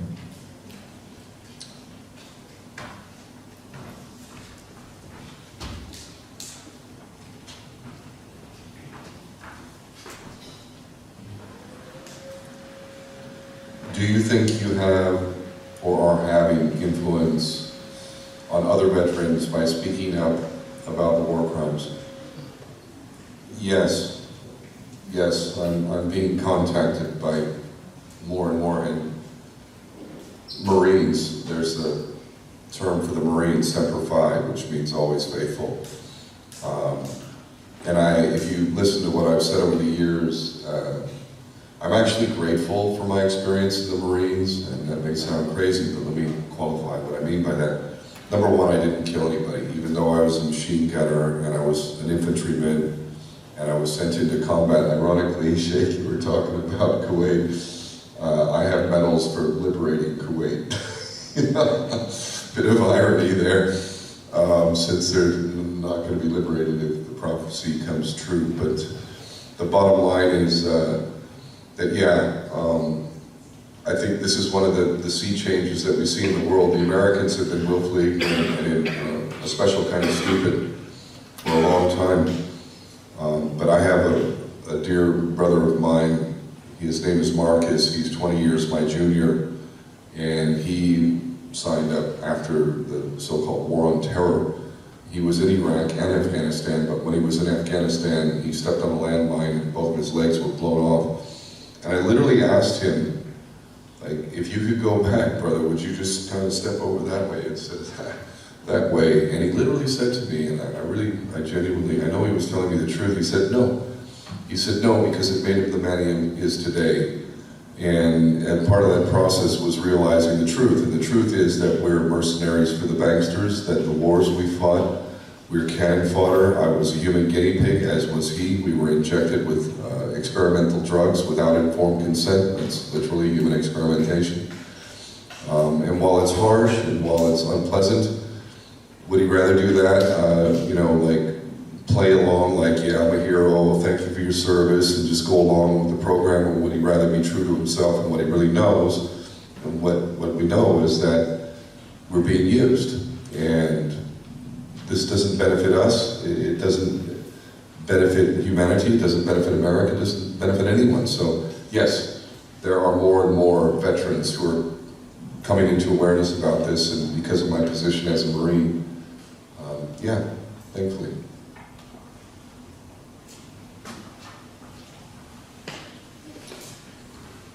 Do you believe that gold will return as the dominating currency post-Malhama and weapons and swords and shields? BRICS has just announced that their currency will be backed by gold. Is it 40%? 40%? 40% backed by gold. That does not mean that you're going to be using dinar and dirham, gold and silver coins. When a currency is backed by gold, this is called the gold standard. And we already had this in the past, before the emergence of the petrodollar monetary system. We used to have a gold standard before the IMF came into being. Gold standard, the currencies were backed by gold to a certain extent, but it didn't work out. It didn't work out. And so, while this is a commendable step on the part of BRICS in directing mankind back towards gold, by simply giving this statement that the currency will be backed by gold by 40%. I don't think that this is a step which will eventually culminate with real money returning to the market. No.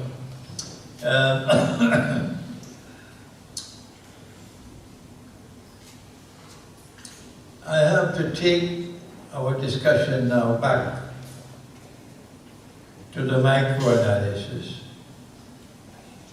which is what Kenneth began doing, but I have now to enter into the microanalysis. And that is at the same time that BRICS is announcing currency with 40% gold backing. The other side, the Western world, is giving the cashless world of digital money. And when I look at my part of the world, I went to Malaysia, I went to Indonesia last August, July, August, and everywhere I went, I saw sheep and cattle and goats and camels welcoming the cashless world, as though we had no scholars of Islam anywhere. They're either sleeping or eating biryani.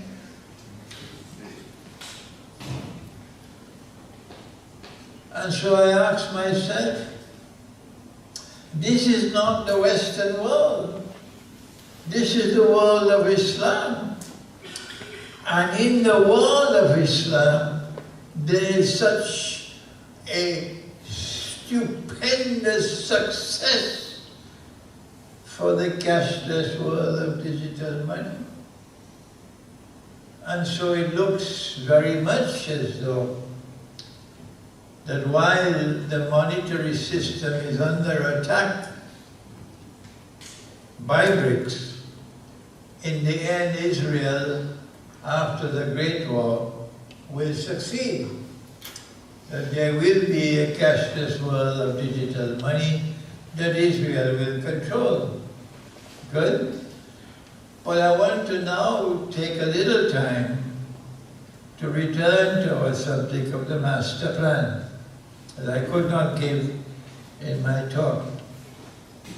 Last November, I normally don't use the term Hamas. I refer to the Islamic resistance.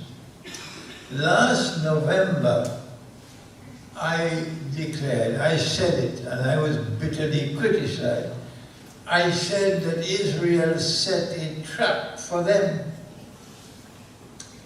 And they were blind and they couldn't see it. And they walked into the trap. Like 9/11, Israel was then able to benefit and profit from a trap which was set for them, and they walked into the trap. That weapons were leaving the United States and the Western world and going to Ukraine. Huge amounts of weapons and drones. And the CIA and the Israeli Mossad were able to siphon off some of those weapons and use Saudi Arabia to get the weapons into Gaza. Putin said the same thing, but he didn't use the term Saudi Arabia. But Putin said that the weapons which were going to Ukraine were being siphoned off. And the Islamic resistance was so innocent, did not know. They believed that these weapons and these drones were coming to them from their people, their supporters, when in fact it was coming from the CIA and the Mossad. And Netanyahu knew everything about it. So the government of Israel, at least the Prime Minister, knew that that attack was coming on the 7th of November. They knew it. And Egypt actually sent a message to them warning them, because Egypt was able to pick up the ground information that the attack was coming. So they knew the attack was coming. And they deliberately allowed the attack to take place. And more than 1,000 Israeli citizens were killed. Why did the government of Israel act in this despicable way? On Judgment Day, we get the evidence that I am speaking the truth. The evidence, the government of Israel wanted Hamas to launch the attack that they did, so that the government of Israel will then be able to profit, to exploit this event to their advantage. What did they have with their master plan? The master plan was, number one, to decimate Hamas, the Islamic resistance, decimate them. Number two, punish the people of Gaza to such an extent that they will eventually turn against Hamas, turn against their own people. Number three, destroy every building in Gaza and drive the people down to the south. And as you drive them down to the south, you destroy all buildings so there is no place to come back. And eventually, when you have them cornered in the south, either throw them into Sinai or force Egypt to accept them. And so you will get rid not only of Hamas, you will get rid of all the Palestinians in Gaza. And Israel will be able to repopulate Gaza with their own people. Number two, not only is Hamas a thorn in the side of Israel, but also Hezbollah in Lebanon. So you must attack the Palestinians to such an extent that you will provoke Hezbollah to join the war. But that did not happen. And Hezbollah was sensible enough, while they will attack Israel, they will not launch a war.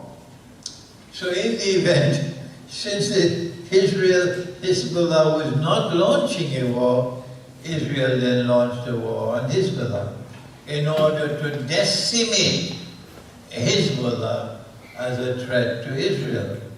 And they have achieved a large measure of success on these two fronts already. Number three, Israel's master plan was also to force Iran into the war, so that Israel could destroy Iran's nuclear plans and either remove the possibility that Iran could ever have nuclear weapons or delay for some indefinite period of time. While Israel has already succeeded and profited immensely in Gaza, while of course turning world opinion against them, but they don't care for world opinion.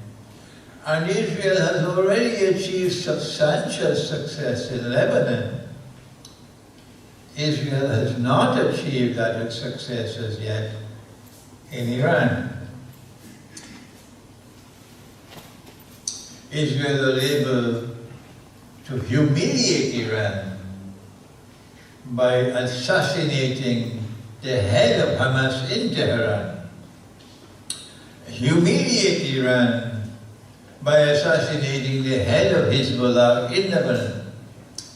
And then Iran responded with a second missile attack on Israel. But Iran does not want war with Israel. And Israel so far has restrained herself from war with Iran. They will attack each other, yes, but a war will result in the collapse of the world oil economy. A war between Israel and Iran will result in the collapse of the world oil economy. Number two, a war between Israel and Iran will immediately result in Iran becoming a nuclear power. And this is what the Western world wants to avoid. And so they have forced Israel to show restraint. But the master plan is the master plan. And Israel is not going to listen to the United States indefinitely. And so eventually it's just a matter of time, I believe. I hope I'm wrong, that Israel will attack Iran to try to destroy Iran's nuclear plans, to prevent Iran from becoming a nuclear power, because that is necessary for Pax Judaica to come into being. Yeah.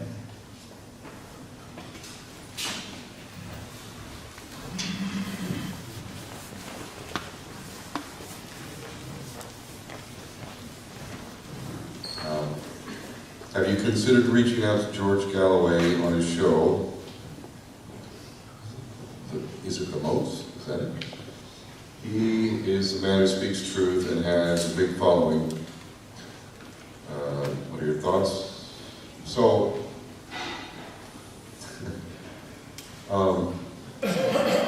I appreciate the truth. I give credit to anyone who speaks truth, and I also have the ability to give credit to people who speak truth even when they're speaking rubbish as well, and I know it's rubbish. And there are a lot of examples of this. I've already talked about National Socialism, and there's plenty of examples there. One thing I've noticed, and I would be open to being on George's show. I don't take things personally. I read a great book called The Four Agreements. One of the four agreements is take nothing personal. It's actually quite easy for me. While I don't appreciate some of the comparisons to Nazis, blah, blah, blah, I don't like that. I was on George's show. I wish I had a copy of it. I was on his show several years ago, and even I'm having a hard time remembering exactly what it was, but we had a difference of opinion. And I basically, I stand by my position, although I'd really have to think hard. Maybe it was the headbang where I was dead. But the bottom line is we had a disagreement there. I also had experience speaking at an engagement with him a couple of times when I was a hot property. I'm a hot property, then I go down into the gutter, and then I'm a hot property, you know, this is the way it works. And he basically, here's the way I look at it, like he's my elder, right? Like this is my elder here. What I would expect from an elder to be a proper elder is that even though the rambunctious young upstart may have some, you know, really good abilities, but he's wrong here, there, or anywhere, you would encourage that young upstart. You wouldn't be disrespectful to them, unless of course you had a big ego. Now, if the Sheikh had a big ego, he wouldn't want to share the stage with me. But it's not about his ego, it's about something much bigger than the ego. From what I understand, the ego that is George Galloway has been tempered. Also, there's some qualities with regard to womanizing that I believe also have been tempered. And I wish him well, and God bless him. And I'm not casting dispersions, I'm simply saying that I believe this is the reason why we haven't been on war programs together, because for most people it would seem like we would be natural allies, wouldn't we? But that's just not the way it's played out. And when I did disagree with him, again, he didn't act like an elder in my opinion. There's a way to agree to disagree with respect. Or there's a way to just, whatever, act like a child and you know, blah, blah, blah. So, in answer to your question, God bless George Galloway. If he'd like to have me on a show, whatever, water under the bridge, you know, I want a better world. And if we can work together, like Make War History, hey George, would you like to come and be a speaker for Make? Come on over. Let's do it. You know, it's not about me. It really isn't. So, I mean, I can certainly move on and do that with him. But there's several others that you would have thought, like, why aren't they natural allies? I can tell you, ego and jealousy has been something I've dealt with my whole life. And if ego and popularity is a little bit too high on your priority list, then those people don't work with me. I love people who, I love men who don't have insecurities. I've got a friend here in the audience who's one of those. And we spent a lot of time together, and we've never had an issue, once. But when a man has insecurity, and he feels like someone else is threatening the shine, like the shine is getting a little bit less off him and over there, yeah, and I can see that stuff a mile away. And whatever, and when God has blessed you as much as God has blessed me, you know, I've been blessed in so many different areas, athletics, speaking, you know, intelligence, I've got a good, it's just what it is, so I've learned to not, it's okay, you know, it's okay. I wish everybody understood the kind of confidence and security that I know, then the best of them could really come out, we could work together, we could solve this. So if that's possible, I'll happily work with George.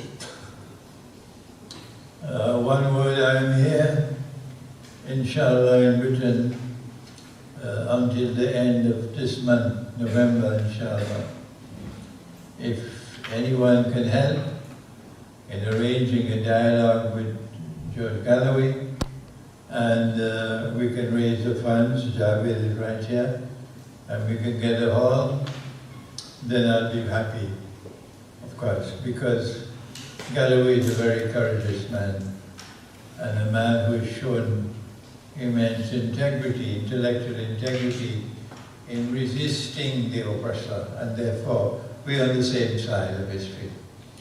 If I may, thank you. I definitely want to echo that, credit where credit is due, where all of these people could have said these things. There's only very few of us that say that, and I mean, really, genuinely, thank you for inspiring me to be more clear. Love and respect to George for saying the things he said. It does take courage, there's a lot of risk involved, and he's done it. God bless him.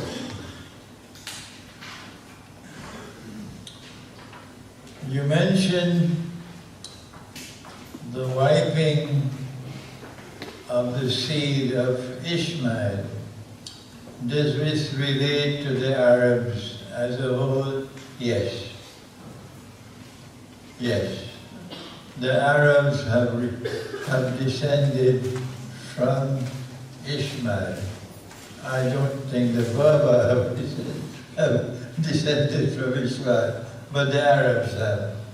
And therefore, the sacrifice of the seed of Ismail al-Islam, is the destruction of the Arabs.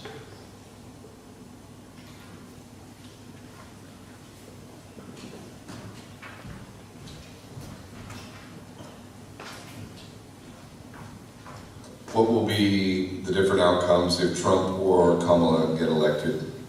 Will there be any differences? Effectively, no. Okay, so Kamala Harris has a Jewish husband, first off. She's a prostitute, and I say that in all accuracy, like literally. You know, she's a political prostitute, but also like a literal. Like that's how she got there. Plus, she's an idiot. I mean, really, like she's an idiot. Really. There is a great, when I speak about her, but also Trump is an idiot too. Actually, I saw an interview with a tape recording of Jeffrey Epstein, who again was best mates with Donald Trump. And there's a quote from Donald Trump talking about how I like Jeffrey, he's a great guy. He likes young girls like me or something. Like, that's basically him just acknowledging that they like to have intercourse with underage girls. Jeffrey Epstein is absolutely 100% known to have a, quote, modeling agency that was completely rife with girls under the age of 18. This is not even seriously debatable.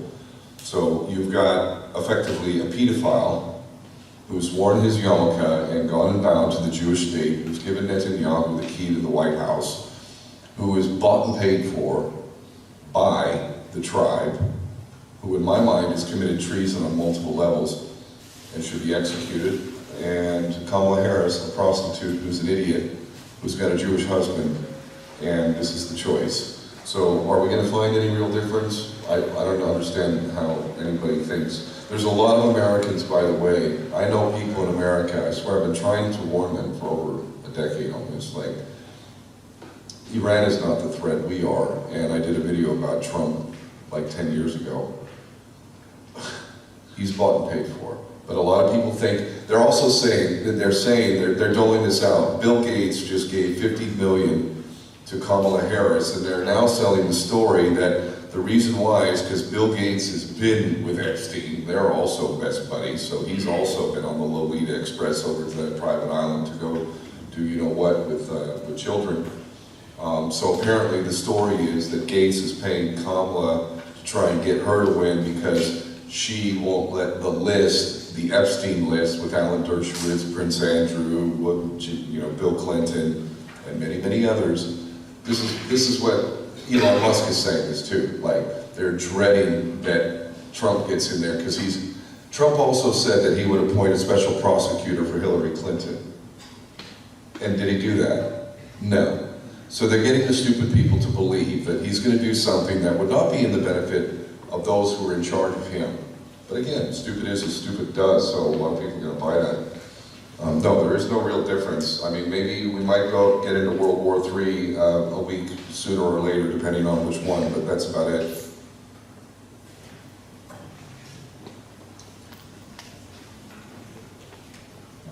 I suggest that we put a time to end.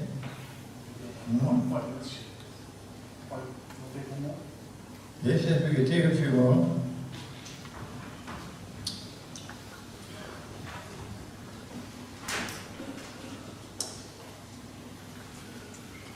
What role do the Russian forces in southern Syria at the border of the Zionist entity play in the fight against them? I don't have the knowledge of the battlefield. So you need someone who has the capacity to conduct military analysis to be able to answer this question. It's now 5 minutes to 11. Perhaps we could take just a few more questions, and then it's time to go home.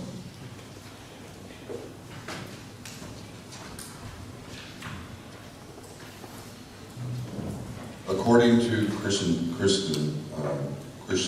or I believe that's Christendom,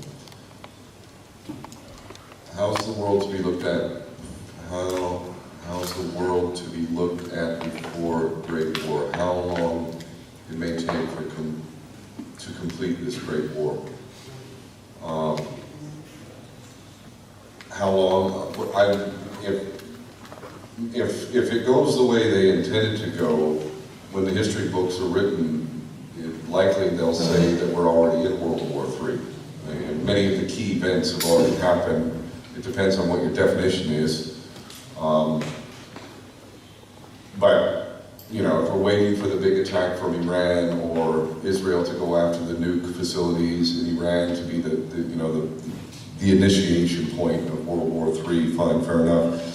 But I think that's really splitting hairs. We're flirting with it for sure. We have been flirting with it for a long time. And again, when you put in the Samson option, can I get how many people know what the Samson option is? Okay, some don't, so let me just explain very briefly. Samson, biblical story, goes back to Samson, a Jew. He was having a hard time with the Philistines, effectively Palestinians, and they were not happy with Samson. Samson basically ran into the temple, pushed over the pillars of the temple. He's sort of the original suicide bomber, effectively. He said, like, okay, I know I'm going to die, but I'm going to bring in as many of you, and then I'm going to kill all of you with me. The Samson option, which has been restated by many top-level Israelis, effectively says that if Israel's going to go down, they're going to take the whole world out with them. And now, courtesy of Germany, which is still paying for Holocaust survivors today, they also gifted Israel with Dolphin-class submarines, which are armed with nukes from Jonathan Pollard, an Israeli spy who stole the technology from America and took it back to the Jewish state. Mordecai Benunu, who I met, exposed all this. Beautiful man. Everybody should know him. Great contribution. Bottom line is this. Israel has the capacity to deliver nuclear weapons from submarines effectively and almost instantly. I mean, these things can be launched and hit their target in such a quick manner that it would take good technology to be able to stop them.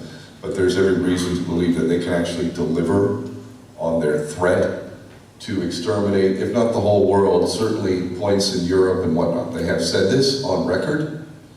If the media wasn't owned by them, and politicians didn't work for them, and Hollywood wasn't owned by them, then everybody would probably be wise to know that. But most people don't know it, do they? And I've been trying to warn humanity about this. So this is a big question for me.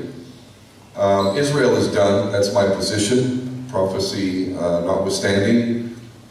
Israel's done. On a multitude of levels, they're done. So, are they going to launch nukes? For me, that's the question. That's also why I said earlier, I reckon we all get right with God, because if anyone can perform a miracle, He can. He can take their nukes, make them inert, let them fall to the ground, And then the whole world can know that they were trying to exterminate the rest of us goyim. At which point I think we'll finally all figure it out.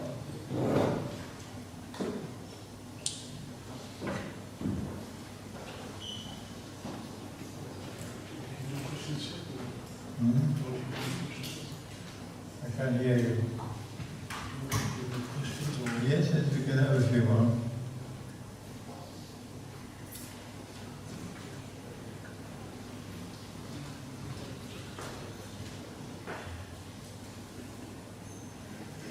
You rightly said that cashless money is a trap, but BRICS is planning to use cryptocurrency as a payment system.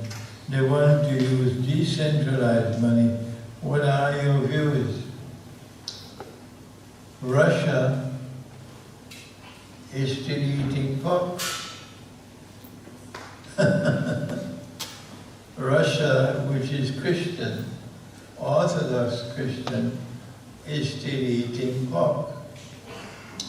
But when the Messiah returns, they will learn that pork is haram. So Russia still has to travel some distance to recognize that riba is haram. That using bogus money is haram. How long will it take us to teach Russia that they should return to gold and silver as money when we cannot even get all our own people in Pakistan, in Iran, in Egypt, anywhere in the world of Islam to agree and to accept that gold and silver is real money? And that is the money that the Messiah will use when he comes back, and Imam al-Mahdi will use. When we cannot get our people, how can we expect China and Russia to understand that gold and silver are real money? If I may, please. The one thing that makes, okay, we can all agree that fractional reserve, paper money that has nothing backing it, compounding interest, usury, these things are all wrong. And they're all destructive, and every period in history where that has been prevalent, we've had never-ending wars, destruction, poverty, and so on and so forth. Absolute fact, undeniable. The couple of things that make crypto, at least in an interim, because I don't see crypto as an ideal way. What I do see is a way, they are imploding the economy. We are going into what, if you studied history, Weimar Germany, a wheelbarrow of Deutschmarks. So imagine a wheelbarrow of pounds buying you a loaf of bread, and you're starving. And mothers and daughters are selling themselves for sex to try and not starve. When it gets to that, which is their plan, this is what they're doing. They control the banks, they control the economy, they control the money supply, and they can retract it, and they're doing it. And it's gonna happen. Flat out, it's gonna happen. So, I would hope that other forms, I said this earlier, that's in the book, there were tally sticks. We could issue labor certificates, which Germany, labor has value. No one can say labor does not have value. If somebody comes over and mows your lawn, that has value. All you need to do is make sure that they did a legitimate hour of work or whatever, and you pay them a correct amount. That has value, that has real value. I disagree with gold as a form of money because it's a precious metal, and guess who's been buying all the gold? And when we had gold-backed money in the United States, they confiscated all the gold at gunpoint. So, we see that this has happened in the past. I would recommend that we use the same things that are in this book. Don't use precious metals. And if you do, don't issue paper. Carry the actual physical gold. And there's ways to do this in smaller amounts. But the moment you start issuing paper to represent some precious metal, it's historically over and over and over again They're going to put out a whole bunch more paper money that's not equal to the value of the actual metal that you own. The only way to make sure that doesn't happen is to actually have the metal itself, which is why it's better to use non-precious metals that can't be counterfeited. And this is where cryptocurrencies have a real advantage in that you have a decentralization. It's the central banks that are killing us. The decentralization of crypto, by the way, Bitcoin's been corrupted. Bitcoin Cash is not, anyway. When you have decentralization, you can't commit fraud. Because if one node issues a bunch of money, it's not going to jive with all the others. But if you have one central bank, that's why we can't audit the Federal Reserve Bank in America, because they own my country. And you can't audit the bank here. So they can just issue as much funny money as they want to all their little cohorts and all their little minions. And they can also issue the digital stuff, which is definitely the death of us all. Soon it'll be a microchip. David Rockefeller warned us about this in a film called Freedom and Fascism. Anyway, the point is, in a transition to a better world, I would encourage people to take a good look at the viable alternatives that can eliminate fraud and are not connected to usury. If any such thing exists, I would recommend you look for yourself and be very careful, because if we're stuck with this existing system, it's going to be Weimar Germany here. People are going to starve so badly that people are going to cannibalize each other. I'd much rather be wrong about this, but if you look at history, you're going to see this is what happens. Any objections? So only one more question. Any objections? No objections. One more.